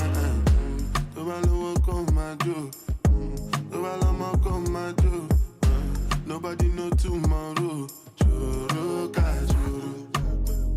And if a boy feel macho, make him lick red like a tomato. If him not dead, then him comatose. No go for full. As the day comes, as I go on, I know what over me, oh Lord. I cannot trust my neighbor.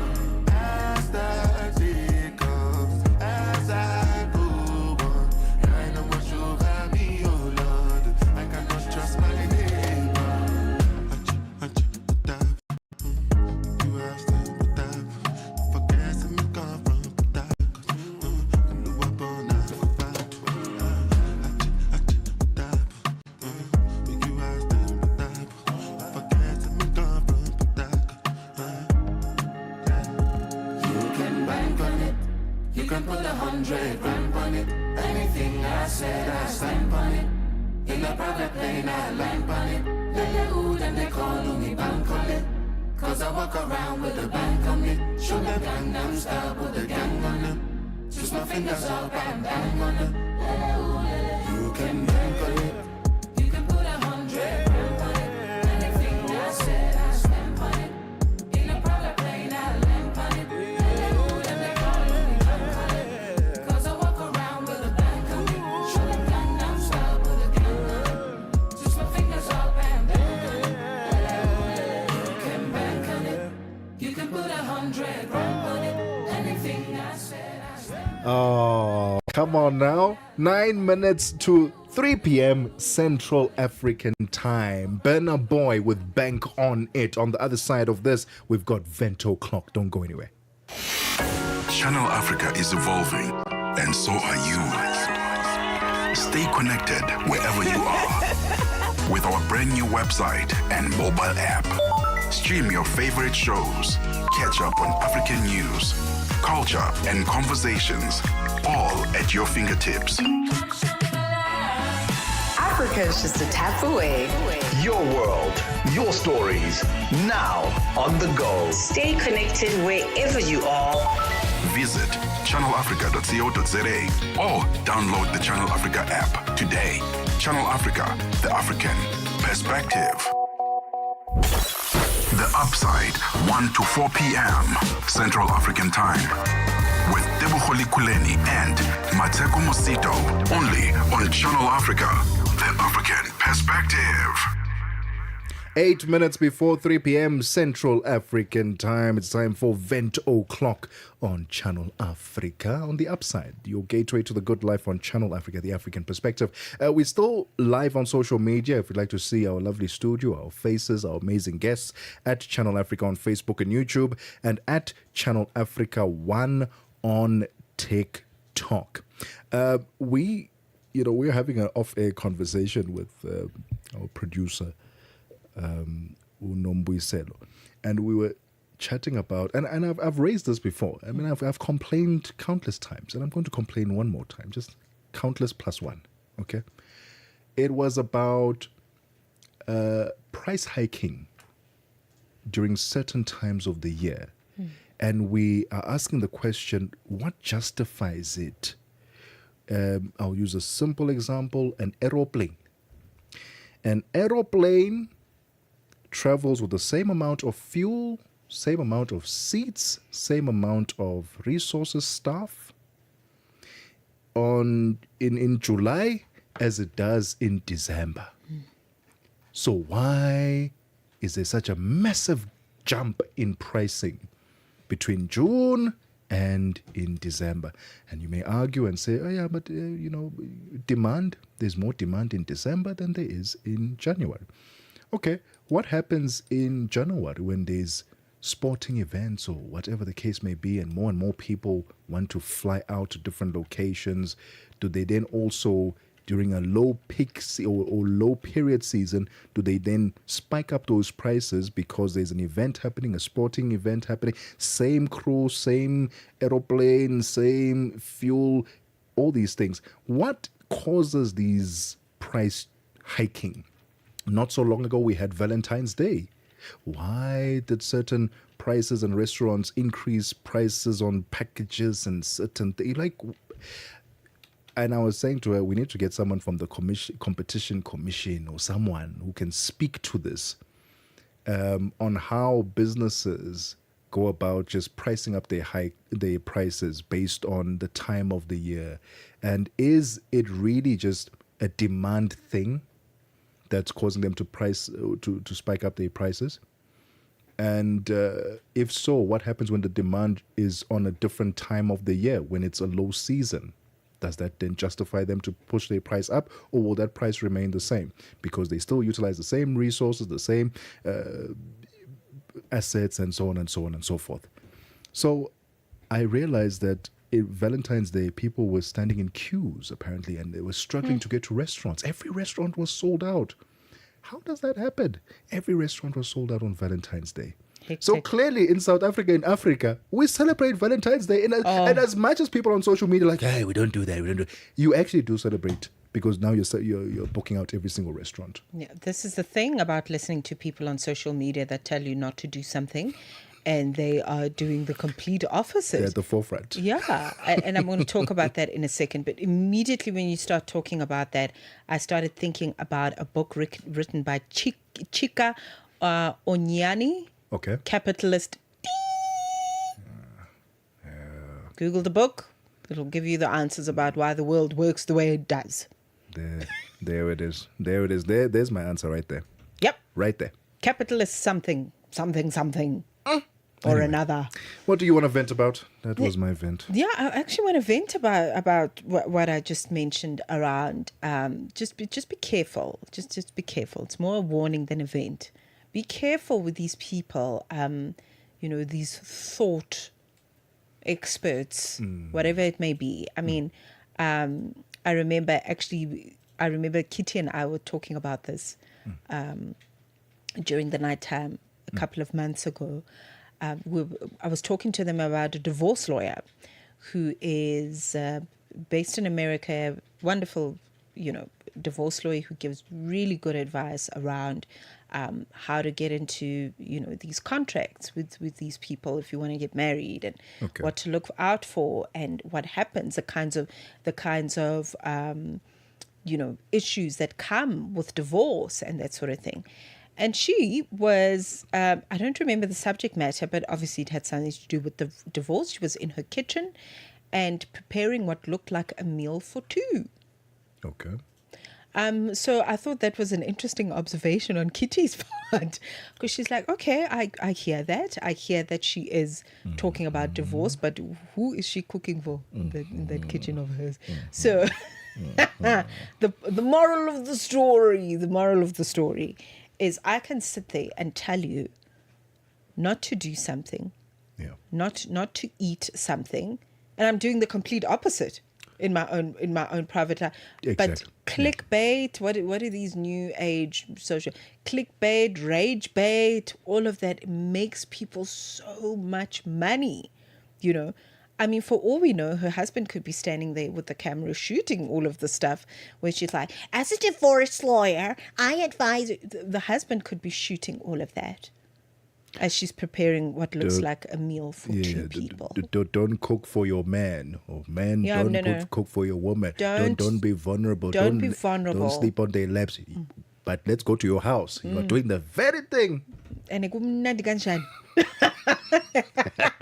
So just be careful. That's all we say. We're not trying to make you paranoid or trying to rage bait. Be very, very, very careful whose advice you take. There are people that have been doing certain jobs for a very long time and that were not made by social media. You know, perhaps look at those people. They've written books. They're very credible in what they're talking about. So maybe look at those people instead of the random someone who's reading off of ChatGPT so that they can rage bait you and make money. Be very careful. Yeah, you know, everything you see on social media, take it with just a pinch of salt. Bona, 2 or 3 pinches if you can. Don't just blanketly adopt it and believe it. You remember those cartoony caricatures or whatever they were called? Those caricatures. Caricatures. Those things, right? Where you can tell ChatGPT, please create a caricature of me. Oh, yes, we did that. We played along. Apparently, the experts are warning us. They're saying, guys, don't do that. You're actually sharing way too much with ChatGPT now. Because now it actually knows your whole life. It knows everything about you to an extent. Because now it has to go pull from websites, from archives and what to create this caricature. Most people will say, please create a caricature of me based on what you can find on social media or based on what you can find online. Then it goes everywhere. It goes and looks, and then it creates this image. It looks amazing to you, but what is it actually gathering of you? So be very careful about these ChatGPT commands and things that we are putting onto ChatGPT. It might come back and bite you one day. Yeah, actually a quick one. I know that Palisa and Benjamin had a conversation with an expert about that. Yeah. And I'm hoping that there's a YouTube link that we can watch. I'd love to hear what the expert said today. They had a conversation about it. Really? And I'd love to know. I mean, what's the big secret? I work on radio, Channel Africa. What's the big secret? But that is definitely a podcast that we should all watch. www.channelafrica.co.za. 3 p.m. Central African Time, the final hour of The Upside. Let's get the latest news. Onelin Sinsi is standing by. SABC News. The African Perspective. Well, thank you, Tebogo. Looking at your top stories, about 100 U.S. military personnel have arrived in Nigeria and 5 people killed in a fire at an apartment block in Spain. Your latest news. Greetings to our listeners.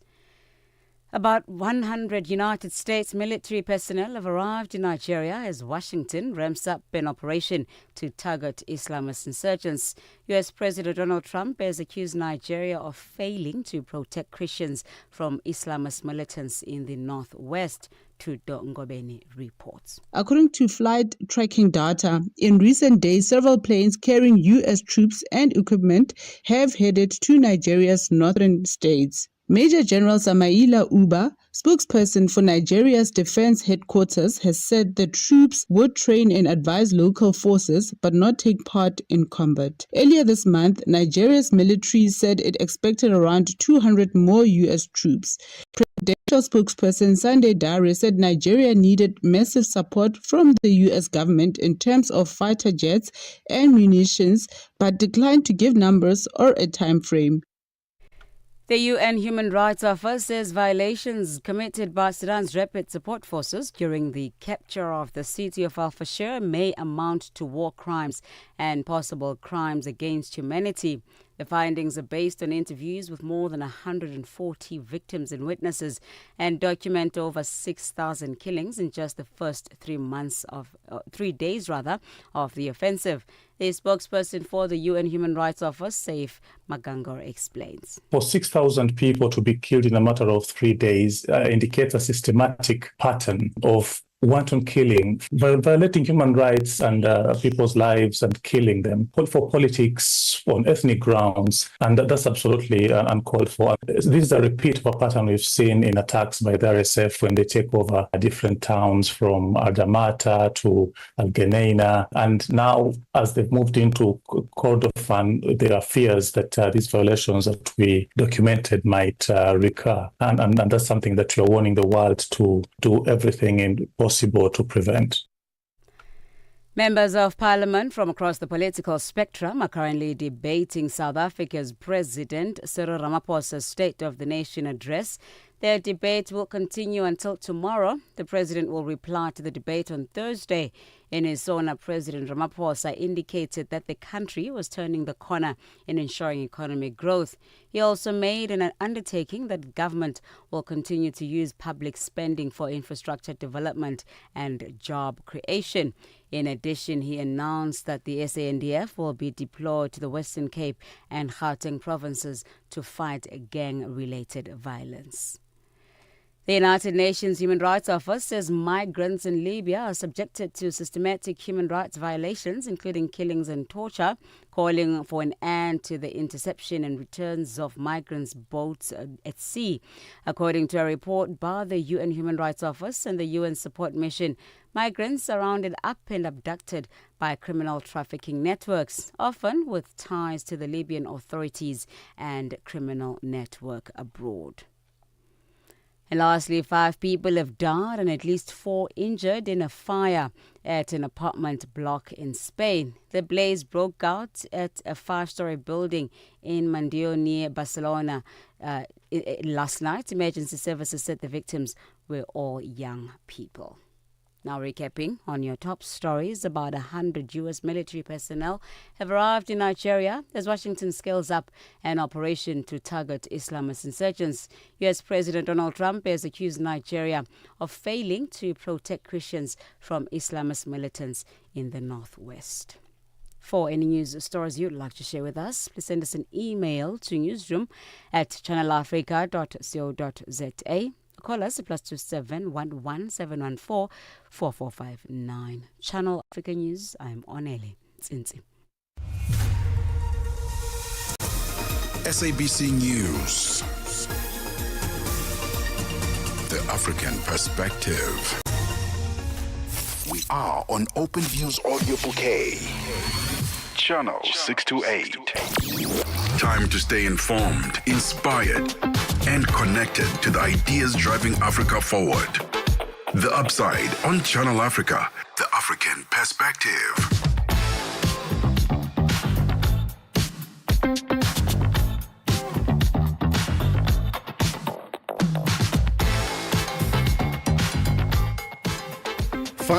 6 minutes after 3 p.m. Central African Time. We've entered the final hour of The Upside, your gateway to the good life on Channel Africa, the African Perspective, with me, Tebogo, Lekhuleni, and Mmatsheko Mosito. Still streaming live on social media at Channel Africa on Facebook and YouTube, and at Channel Africa 1 on TikTok. Mmatsheko Mosito, what's coming up in the final hour? Listen, let's go to the theatre, to the movies. Let's go to the bioscope. Let's go to the bioscope. I love that because that comes with popcorn and a drink, okay? A new South African action thriller is taking focus to one of the country's most powerful and controversial industries. Taxi Bosses is what this particular production is called, and it is set in the KwaZulu-Natal province of South Africa. And as we understand it, it tells a very gripping story of corruption and survival without the taxi sector. So when you think about our public transport infrastructure, if we can call it that, or the lack of thereof, taxis form a very big, very important part of how people commute from one place to another, and very importantly, from work to home and from home to work. So it's a very, very critical conversation that we're going to have. And Taxi Bosses, written and directed by Nhlanhla Eric Shelembe. Very, very interesting story. So we're going to unpack that in this half hour. Stay with us.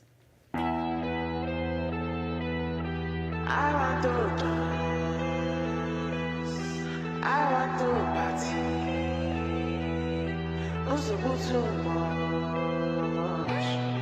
Baby, shake your body, body, body, body, body, body, body, body, body, body, body, body, body, body.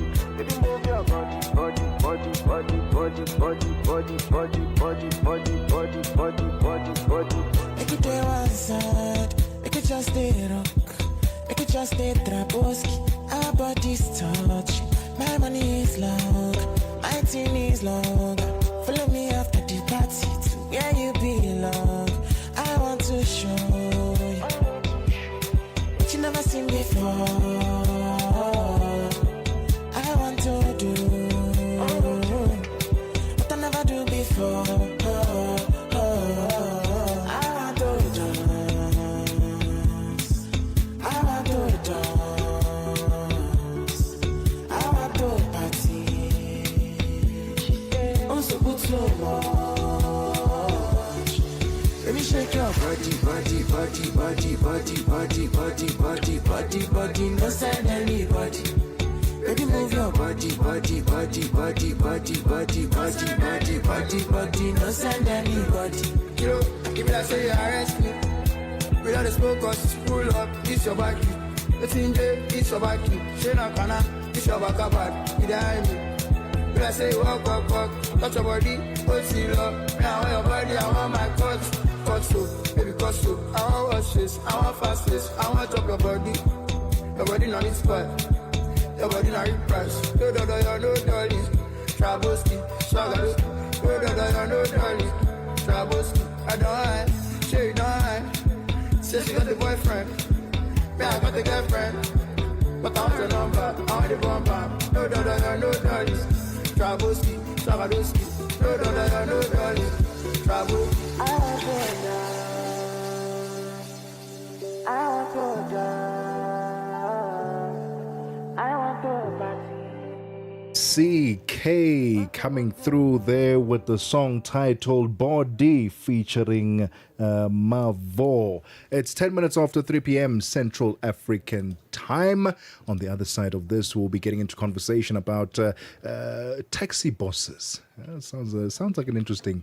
It sounds like a must watch. A must watch. And by the way, for those who follow the ICC Cricket T20 World Cup, we say shout out to Zimbabwe and South Africa representing Africa. They've made it to the Super 8. They're in one group though. We've got India, South Africa, West Indies, and Zimbabwe all in one group. That's going to be fascinating. 10 minutes after 3 p.m. Central African time.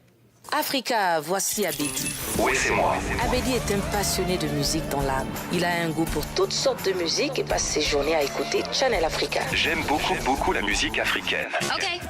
Devinez quoi? Channel Africa veut aider Abedi et les mélomanes du monde entier à découvrir encore plus de musique incroyable. C'est pourquoi Channel Africa appelle les artistes africains à soumettre leur musique. Chers artistes, n'oubliez pas de nous fournir toutes vos informations pertinentes à l'email adresse musique@channelafrica.co.za. Les soumissions sont votre chance d'être entendues, mais elles ne garantissent pas une playlist. Toutes les soumissions seront soigneusement examinées pour voir si elles répondent aux exigences de notre station. Channel Africa, la perspective africaine. Midday vibes, great programming, and good company. This is Channel Africa.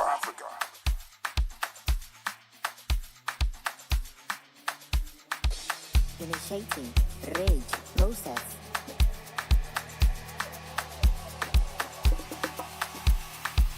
Fine up for me, slow down for me. Yeah, boo. Only while on show me, I'm on your dance for me. Girl, you the best, girl, you the best. All over me, all over me. Need you in my bed, need you in my bed. Rotate time for me, rotate time for me. Girl in my place, there's no other place. Oh, I don't decrease, girl, I don't decrease. Oh, you're Belinda, your waist, it be like cylinder, your waist. They do me like Kaluba for chase. You're Belinda, no stress. You're Belinda, your waist, it be be like cylinder your way. They do me like Kaluba for chips. You're bending down, don't stress me. Onjo kisa, everybody a get me trouble. That no visa, open like shawty, kilo body. And maybe fine like Beyonce, back at big cardi, kill out my shit. Take time for me, bro, take time for me, time for me. My Anthony, not on shit, look for me. Only your love, while I come in, and she said, I want you to be the guy we could do for my coolie. Need you in my bed, need you in my bed. No take time for me, no take time for me. Girl in my place, there's no other place. Oh, I don't decrease, girl I don't decrease. Oh, you're bending down your waist, it be like cylinder your waist. They do me like Kaluba for chips. You're bending down, no stress. You're bending down your waist, it be like cylinder your waist. They do me like Kaluba for chips. You're bending down, no stress. Oh, she don't we go dinner. Carolina. See, I don't be waste your time, Olina. Money day for pocket, get more moolah. Kaloma loga driver, yeah. Maloma shala, yeah. Kamalova, way. Oh, baby. Need you in my bed, need you in my bed. No take time for me, no take time for me. Girl in my place, there's no other place. Oh, I don't decrease, girl I don't decrease. Oh, you're Belinda your waist, it be like cylinder your waist. They do me like Kaluba for chips. Oh, you're Belinda, no stress. Oh, you're Belinda your waist, it be like cylinder your waist. They do me like Kaluba for chips. Oh, you're Belinda, no stress.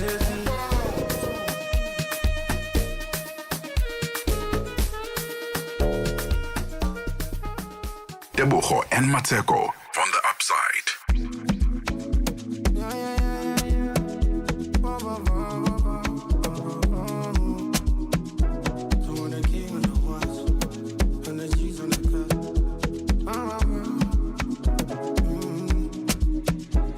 Father set me free from the shackles of my haters. Spent 200K on the watch, not for flex, motivation and purpose. He set a table before me to showcase all my blessings. I did guidance for the trot back at the scheme I did plot. And I was pushed to start. Back to back, I did make them mad. And there's no denial, nobody had that. The way I did me, I did on top. Private room for Louis Vuitton. 5-star, no be nickname, give me the money. Over the fame, See what we done. No be one paper, we they live this life. If you bring bad vibes, I go exit chat to you alive. See what we done. No be judge, we they show working, evidence they come. Till eternity. Till eternity.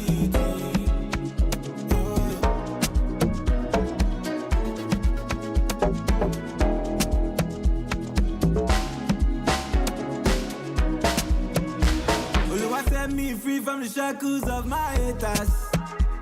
9 million the house, no be flex, motivation, purpose. I for do master cause baby I'm living. Different house, different location. So sick than patience. Yes, I took a pause. See I'm back now, the things on top. And no denier, nobody had that. When me day, me a day on top. Private room every time we shop. Easy no be nickname, give me the money. Over the fame. See what we done. No be one paper, we they live this life. If you bring bad vibes, I go exit just my life. See what we done. No be judge, we they show working, evidence they go. Till eternity. Till eternity.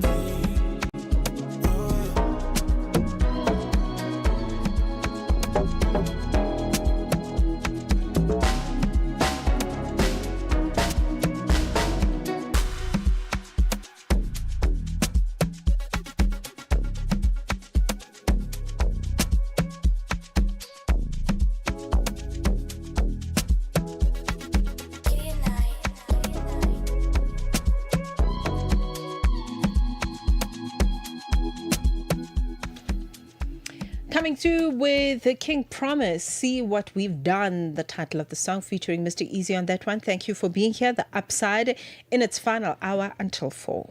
Absolutely. We're getting ready now to have a conversation with the writer and director of this much worse. What? Hey, Anticipated. It actually got worse in my head. This must-watch production called Taxi Bosses. Whatever ideas you may have had of what happens in the world of taxi, the taxi industry, the taxi bosses that you've already either have met or you've heard about, you've seen, productions, movies, series where they're represented. Is that an accurate description? Is that an accurate representation of who they are? Well, we'll be getting into conversation with Unhlanhla Eric Schlembe, who's the director and the writer of Taxi Bosses. That is coming up next. Don't go anywhere. The whole population of Africa has been shocked to the depth of its soul. For 60 years, Channel Africa has been the voice that connects the continent, telling our stories and sharing our vision with the world. This year, we mark 6 decades of broadcast excellence. 60 years of stories, sound, and connection. 6 years of African conversations that matter. This is 60 years of broadcast excellence. Broadcast excellence, rooted in Africa's heartbeat and looking boldly into the future. Join Channel Africa as we celebrate 60 years of broadcasting. Still strong, still vibrant, and still giving you the African perspective. Channel Africa. Darubini ya Afrika na I am Henry Shakif. Tumeona chapisho mapema hii leo ya kwamba Wizara ya Mambo ya Nje ya nchini Marekani imesema inapitia upya uhusiano wake na nchi ya Tanzania. Pengine taarifa hii imepokelewaje na wananchi wa Tanzania? Cha kwanza tumeiona taarifa ambayo imetoka hii leo. Sisi kwetu taarifa hii haikutushangaza wala haikutushtua kwa sababu tulishaona taarifa kama hiyo imetoka kwenye ubalozi wa Marekani nchini Tanzania, ikiwa imetolewa na bwana Tom Pigott. Umezungumza kwa kina kabisa. Haya ni malalamiko ambayo huwa yakijitokeza mara kwa mara. Unadhani sasa wana hoja ya msingi? Unauliza maswali mazuri sana na maswali ya tafakari. Maswali ambayo hayawezi kujibiwa kwa dakika moja au kwa siku moja. Ni maswali yanayohitaji utafiti, yanayohitaji kusoma. Darubini ya Afrika kila Jumatatu hadi Ijumaa kuanzia saa 11 kamili hadi saa 12 kamili jioni majira ya Afrika ya Kati. We take no sides, none whatsoever. We are the Upside. 20 minutes after 3 p.m. Central African Time. This is still The Upside, your gateway to the good life on Channel Africa, the African perspective, with me, Tebogo Lekhuleni, and Mmatsheko Mosito. What do you know about the taxi industry? What have you seen on social media, in movies, in series? Is that an accurate representation of who they are? Well, we've got a movie that has been produced proudly in South Africa, in KZN, that talks to the realities of these taxi bosses in a reimagined way. It's called Taxi Bosses, and the writer and the director of that movie is joining us in studio. Absolutely. Such a pleasure to really tap in to the story that is really gripping, okay? Because it covers themes around power, corruption, survival within the taxi industry as we know it here in South Africa. Written and directed by Unhlanhla Eric Schlembe, and this is a film that he produced through his own company, and he is in studio so we can talk about it. XD Black, welcome to the show. Siyabonga ukuthi usijoinile. Thank you very much for being here. Ngicela ukubingela nje abalaleli bonke. And thank you so much to having me. Unfortunately, I'm not XD Black. XD Black is a director of that movie. Okay, because they were like AKA, also known as XD Black. Yeah, my apologies, Black, my apologies. Yeah, I'm Unhlanhla Schlembe as executive producer. I came up with the idea. Right. Fortunately, because I'm on the same industry. I've been a PRO more than 15 years. Okay. At Dozen Taxi Association. So far I'm running 5 taxis. I know it. I did a lot of research while I'm there because not to say my mind, I was there on the taxi. Once uhlala eLekhuleni, uthi at Mmatsheko, I was the people from outside they can have taxi on your area, So I just went in just like that, I paid to join fee. By the time it was 20,000 rand, if I'm not mistaken. Then I had Inyati, the Inyati. There's people, these Kumbes from, I don't know where it's come from, Inyati. The Inyati, they call it Inyati. Yes. Yeah, the first one that I started 2007, if I'm not mistaken. So, because I was a hard worker, I did a lot of research because I'm on the entertainment side, but the reason being I started now to be the entertainment is to your dream through, say you said no, it's better, let me focus on the business side. Then after, once I make everything, I've got family, I've got a house, then I said no, let me go to the entertainment. So reason being I shoot because I saw other plenty people writing films. There's other one was on TV. I won't mention their name. The party, it was running taxes, but you only to find some other things because they opened the door and they closed without doing the research. But you can see that downfall because I used to watch that thing so much, But I had a lot of experience because on the taxi you only to find that people they're killing each other because of jealous and then other things. I think people running taxis, they got violence, I only to find, yes, it's a business like other business. You see people running tenders, they're killing each other. You see people running politics, they're killing each other. You see any, even you guys here, once you're on the position, you got enemies, But maybe they're like San Marino, go underground, but you can't see, But I did a lot of research. Other people, they only find they die on the taxi rank. But you only to find not to say because it's because of taxes. Because they do other things on the other side that we don't know. Me and you, we don't know. But it's easy once you kill someone on the taxi rank because they know if something happen, all the time. Say they're shooting taxi ranks. People say, oh, these people, they're shooting each other all the time, Most of the time, if you're watching these taxi bosses, reason being, I had a lot of problems because it play, Prime Video, Nani, overseas, and Amazon. Right. I had someone, I won't mention his name, because I've learned that if someone kill my heart, I say to God, you go deal with those problems. Let me carry on. You must do your work. The people, if they can chow 3 million, everything, but you won't be my enemy. You can think you can be enemy. I won't even take you to court because there is God who's going to deal with the problems because I can't judge anybody. Any criminal, they got some family. You got some kids. There is people who love them because he's a human being like you, So I don't take any further step. Mina, I'm just carry on of what God designed me, These, the representations we've seen on television in series about the taxi industry, taxi bosses, and you rightfully said that it's similar to any other industry. It's like a business. Are we correct in saying that what we are seeing on television is very much, it's exaggerated? It goes above and beyond what is actually happening on the ground. In other words, you as a former taxi boss, or you're a taxi boss right now, are you someone who walks around with a gun for protection? Because we see that and we think that's how it is in real life. In order to emphasize that point, is a very, very point that you're saying now. Fortunately, I'm running security company as well. Okay. Okay. But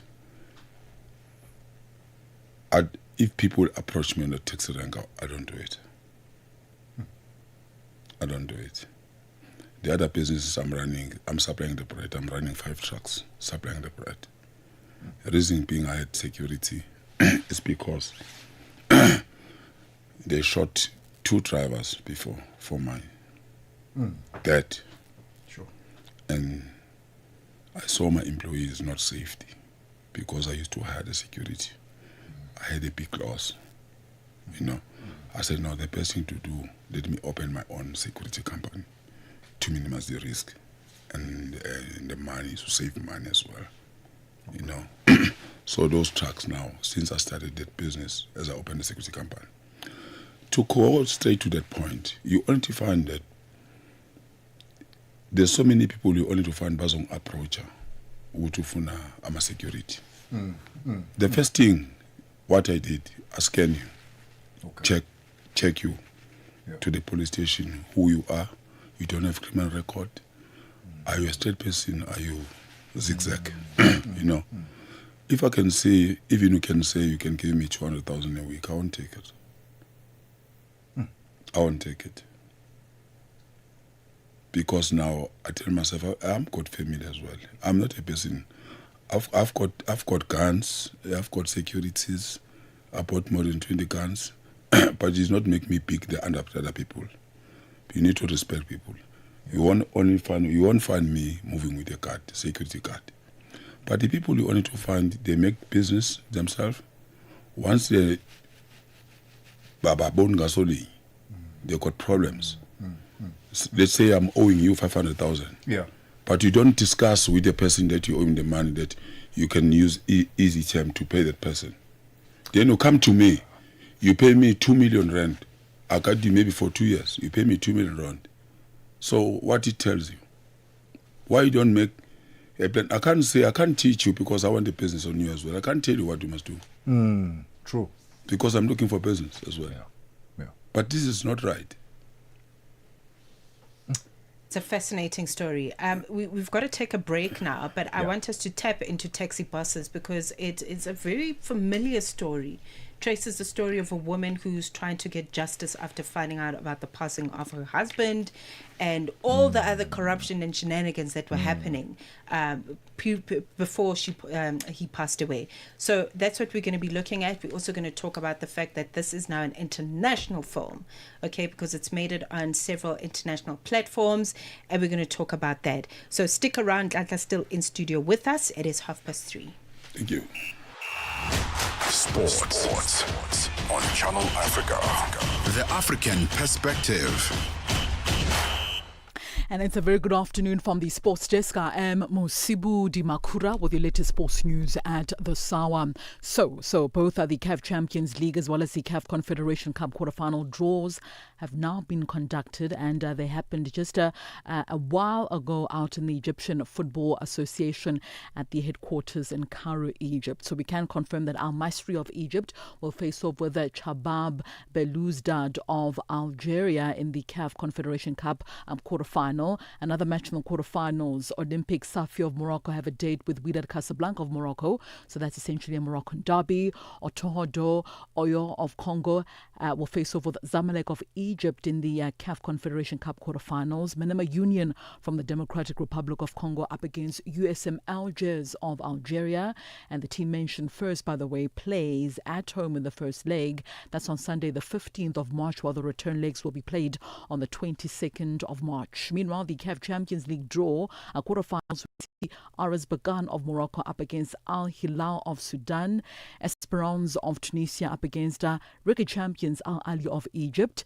Mamelodi Sundowns of South Africa have a date with Stade Milan of Mali, while AS FAR of Morocco will face off with the defending champions Pyramids FC for a place in the semi-finals of the CAF Champions League.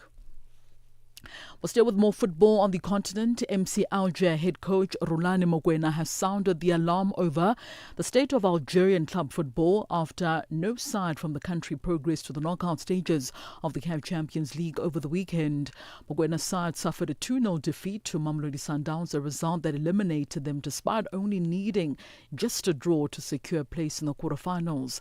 Now, the former Sundowns mentor believes the setback reflects deeper structural issues within Algerian football, warning that local clubs will continue to lag behind their continental rivals unless fundamental changes are made. And generally, the teams that do well on the continent generally have a very, very strong league, and the Algerian league is quite strong. To go to Al Bayad is very complicated. There's a lot of physicalities. There's some very, very good players with very good backgrounds of having played. Al Bahoul, for an example, and Constantine is a player that can play in Europe at any level. There's some players at MC Oran, you see the level of some of those players is incredible.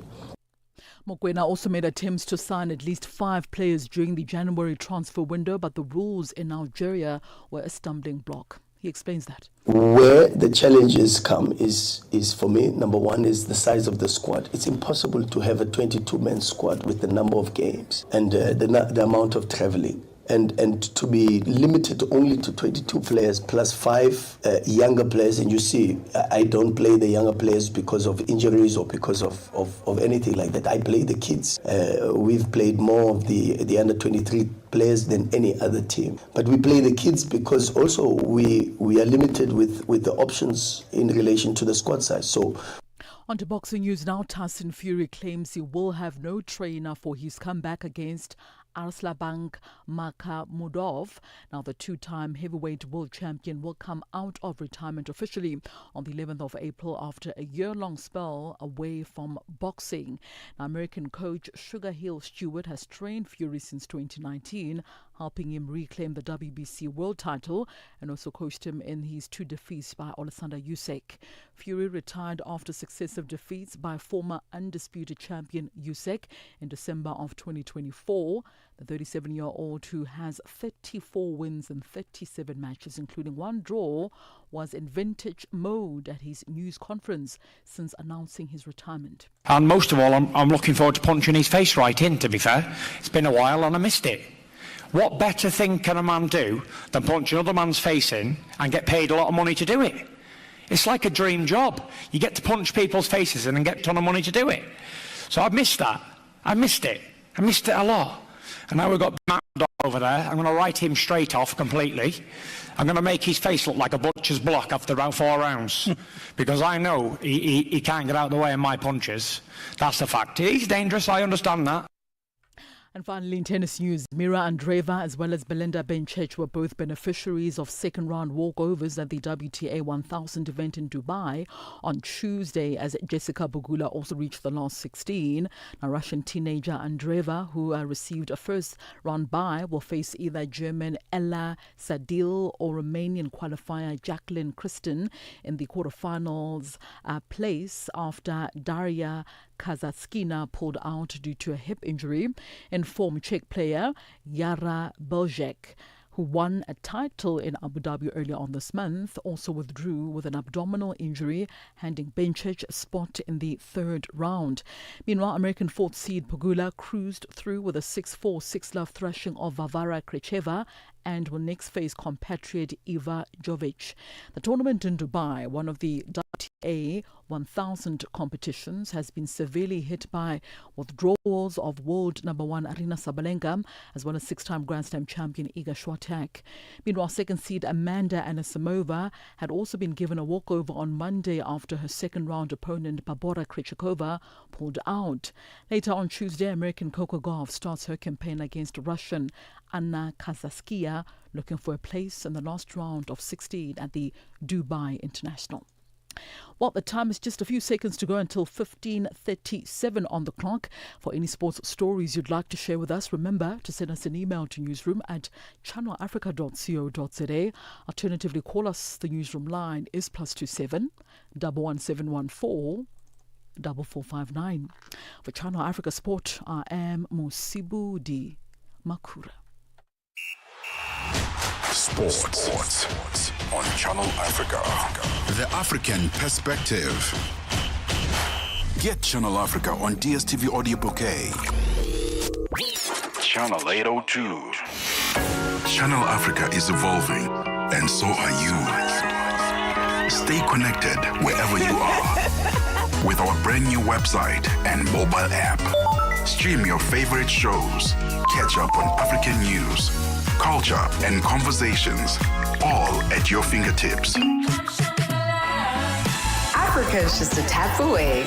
Your world, your stories, now on the go. Stay connected wherever you are. Visit channelafrica.co.za or download the Channel Africa app today. Channel Africa, the African Perspective.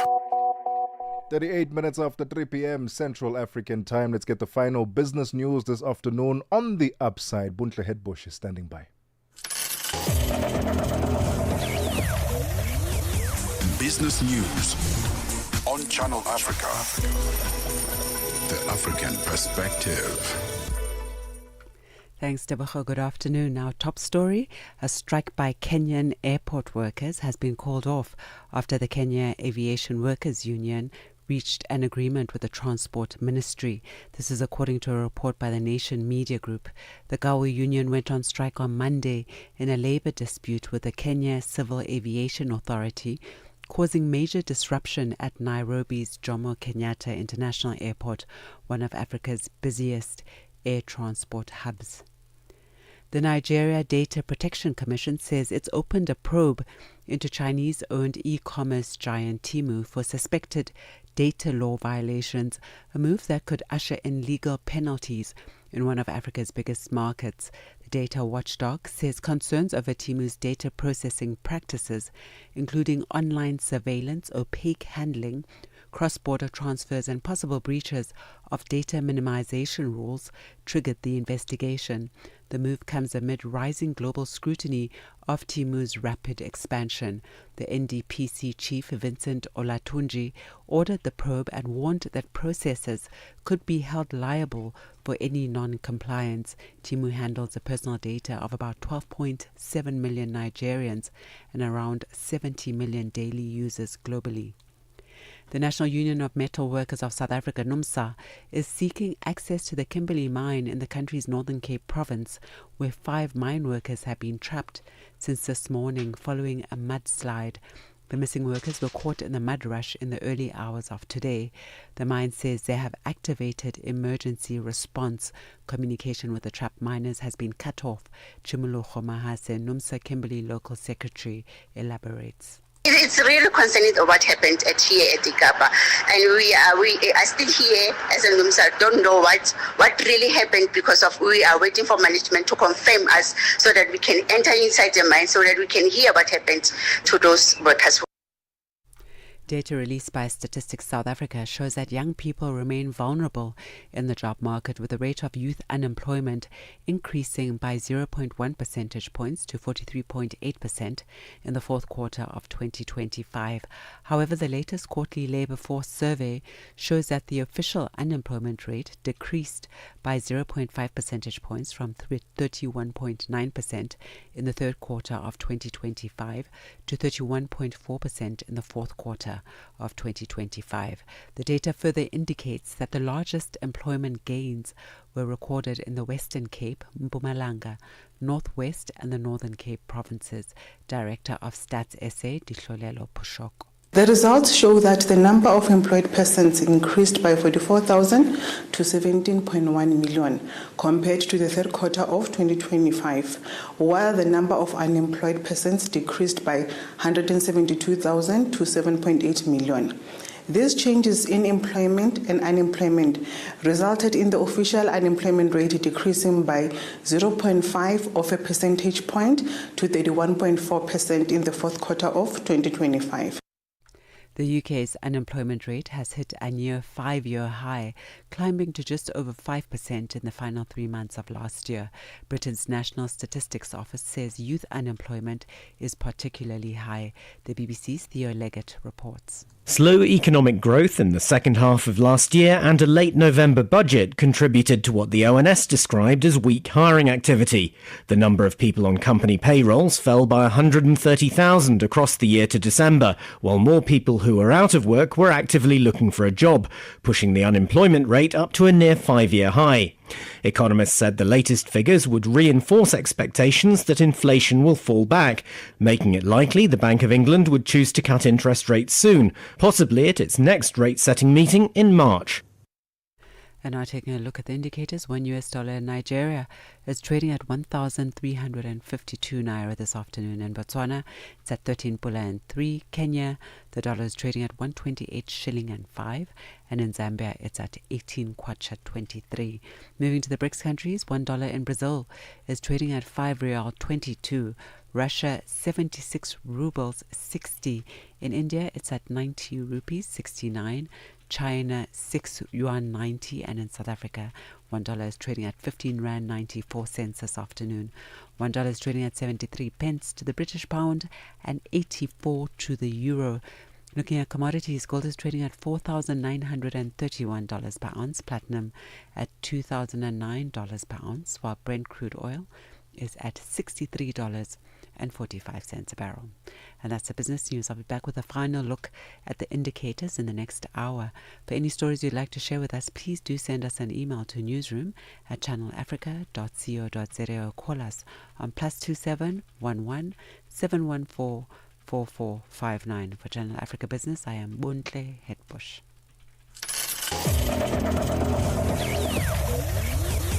Business news on Channel Africa. The African perspective.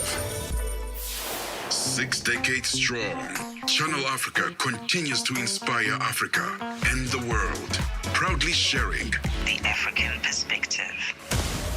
Channel Africa is moving with the times, and so is our WhatsApp line. We've changed our WhatsApp number, making it even easier for you to stay connected. Send us your voice notes, comments, shout outs, and song requests to our new WhatsApp number, +27 83 288 6684. That's +27 83 288 6684. Save it, share it, and stay in the conversation. Channel Africa, the African perspective. Mosito and Tebogo Lekhuleni on the upside. 45 minutes after 3 p.m. Central African time, the final stretch of The Upside, your gateway to the good life on Channel Africa, the African perspective, with me, Tebogo Lekhuleni, and Mmatsheko Mosito, still broadcasting live on social media at Channel Africa on Facebook and YouTube, and at Channel Africa 1 on TikTok. Let's continue our conversation with Mr. Taxi Boss himself. Unhlanhla is in the studio. He's got a movie out. It's titled Taxi Bosses. Tell us about the movie itself, because you had to draw a lot on your own experiences as a taxi boss. Tell us what the story is all about. What can viewers expect from Taxi Bosses? The Taxi Bosses is talking about the challenges that the taxi owners, that the challenges for the taxi owners first. The Taxi Bosses is awareness for drivers as well. Okay. So how you look after yourself, because this is business. At the end of the day, it's business. Yeah. Even you steal money, but you must make sure that you're working. You must think for that uti own na ya koke kokela lemot. Because some other people, they steal a lot of money. That's why you only to find the taxes. I can't say how much you must cash up. Because it's difficult to Martin monitor my challenges that I'm a owner they facing my problems for all drive. And the taxi bosses, they must make it sure if they hire a driver. If you look at the Kumbes, I'm telling you about the story inside these taxi bosses. Yeah, it's costing about more than half a million, but people are not paying. Wow. Then you only to find you get 700 rand a day. So you're working 20 days. 4 days you're paying drivers in these 30 days. You only to find another weekend, your taxi is not working. The following weekend is working. Maybe it's working twice a week. So if you're paying 15 to 16,000 rand, where you can get that money if you don't have another business on the side? So it's very important. I'm telling you, it's the same story here. Any taxi industry where they're working, they must do the research. A day. You must do their own research. Sometimes you can put 150 kumbes, but you're supposed to put 80 kumbes. Because of money, because people are joining here, you're collecting 80,000, 100,000 rand. Then you can go how far for that money? Because you're killing other people's market. So you must make it sure that you follow the constitution, rules and regulation. Each and association, it emphasizes that you must make it sure you follow the rules and regulation. You must make it sure that you guys are unite. You must make it sure if you're running the business, they say Soweto. Not to say I'm running the business in Soweto, I'm running another business at Pretoria. I've got tax in Pretoria. You can't operate like that. How can you defend your association? Because you're there, you're that side, you're that side.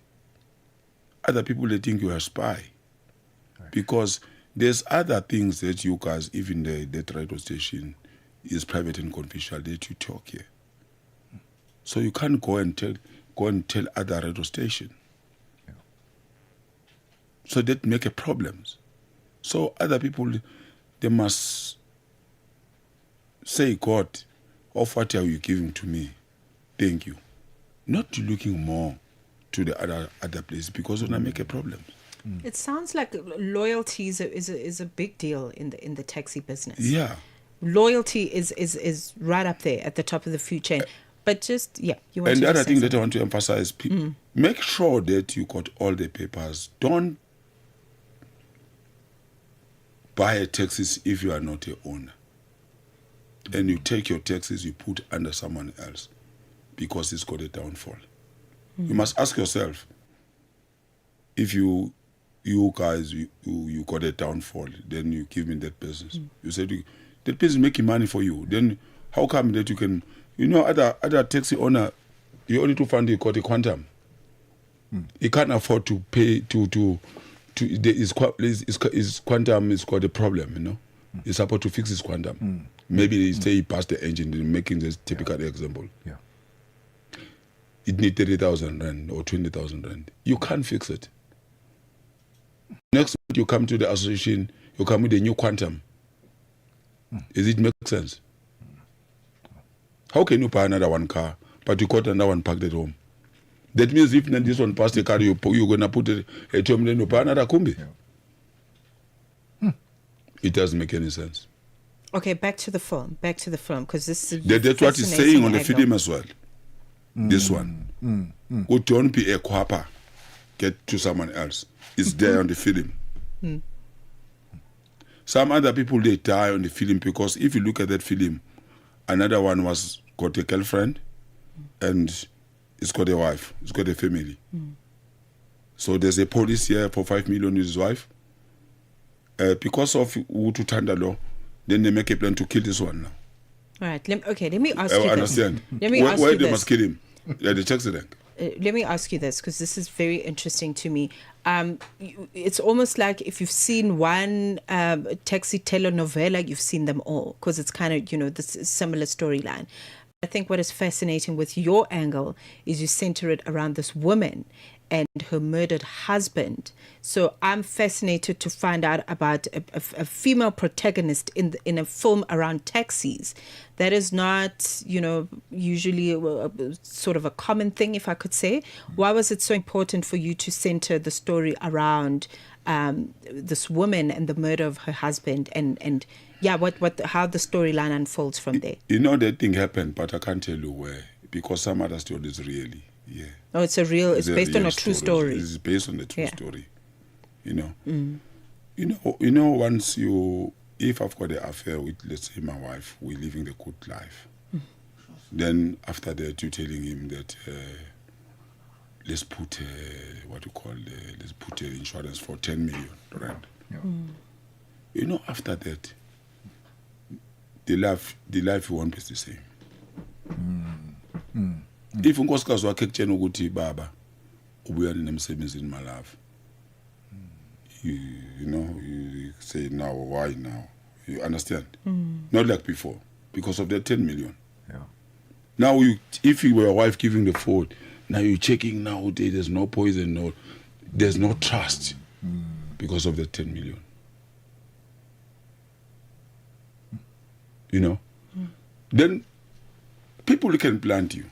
People can plant your wife. People can plant your girlfriend. Your girlfriend can plant you. You know, there's so many things happening, you know, in order to get that money, if you're not clever.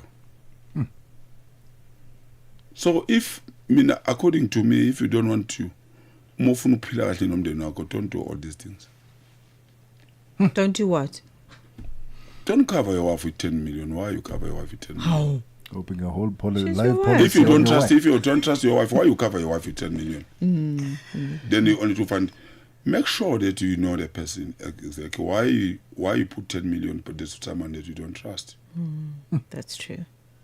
I love the fact that it's based on a real story, based on true events. Talk to us about the cast, the people, because you were very intentional about who you wanted to be playing which role. Talk to us about the people who will be. The first thing that I on my mind is to say, you know, the people in the rural areas. It's hard to see the people there's so many people who got talented, because I did some talent search as well, because as I'm talking to you, I've got a track that got a stage with a daylight screen as well, you know, to do the talent search. You know, it went through up and down Swaziland, everywhere, the track, to do the talent search. You know, if you look at MK, that the making tip, I'm not MK, I'm not any organization, I'm a businessman. If they hire you, are AFF, you are what? As a businessman, I can give you. Not to say I'm joining any organization. No. I'm a businessman. I'm just businessman only. They use the track to talk with their supporters. The same track. Okay. Yeah. Okay, look, I want to note something. So the film is now at international level, because as I understand it, it is showcasing on platforms like YouTube, which I'm going to talk about now, Prime Video, Tubi, Foursome TV. So the whole world has access to this film. But I think it's so interesting to note that it is on YouTube. And it's just taxi buses. There's no hashtags. There's no prompts. There's no. You didn't boost the film. You didn't. It's not sponsored, but it is sitting at almost. We're chasing 300K in 4 weeks, which means, I mean, based on these numbers, easily within 3 months, it's going to be sitting at over a million, and nothing but beautiful comments under the film on YouTube specifically. People talking about how well casted it is, how beautifully written it is. Somebody was saying that they are hoping that Amat Besfazane get to watch this film, which means, you know, feminines get to watch this film. But there's just, so how does it make you feel that you've produced something that people want to see, you know, at this level? First thing, I would like to thank you for all the supporters. There's just the purpose of me. Or the offer they're doing to me, they must do to the others as well, who's doing the good job. So, in other ways, they put injection to me to get more power. You know, boosting my immune system to do it more. You know, I would love to say thank you very much. I don't know. I wish to check each and everyone his hand, those who support this film. You see, this vision. That's why I said now let me put it there to the country, South Africa, and the other countries for free. You know, tell them the true story. That and it inspired me.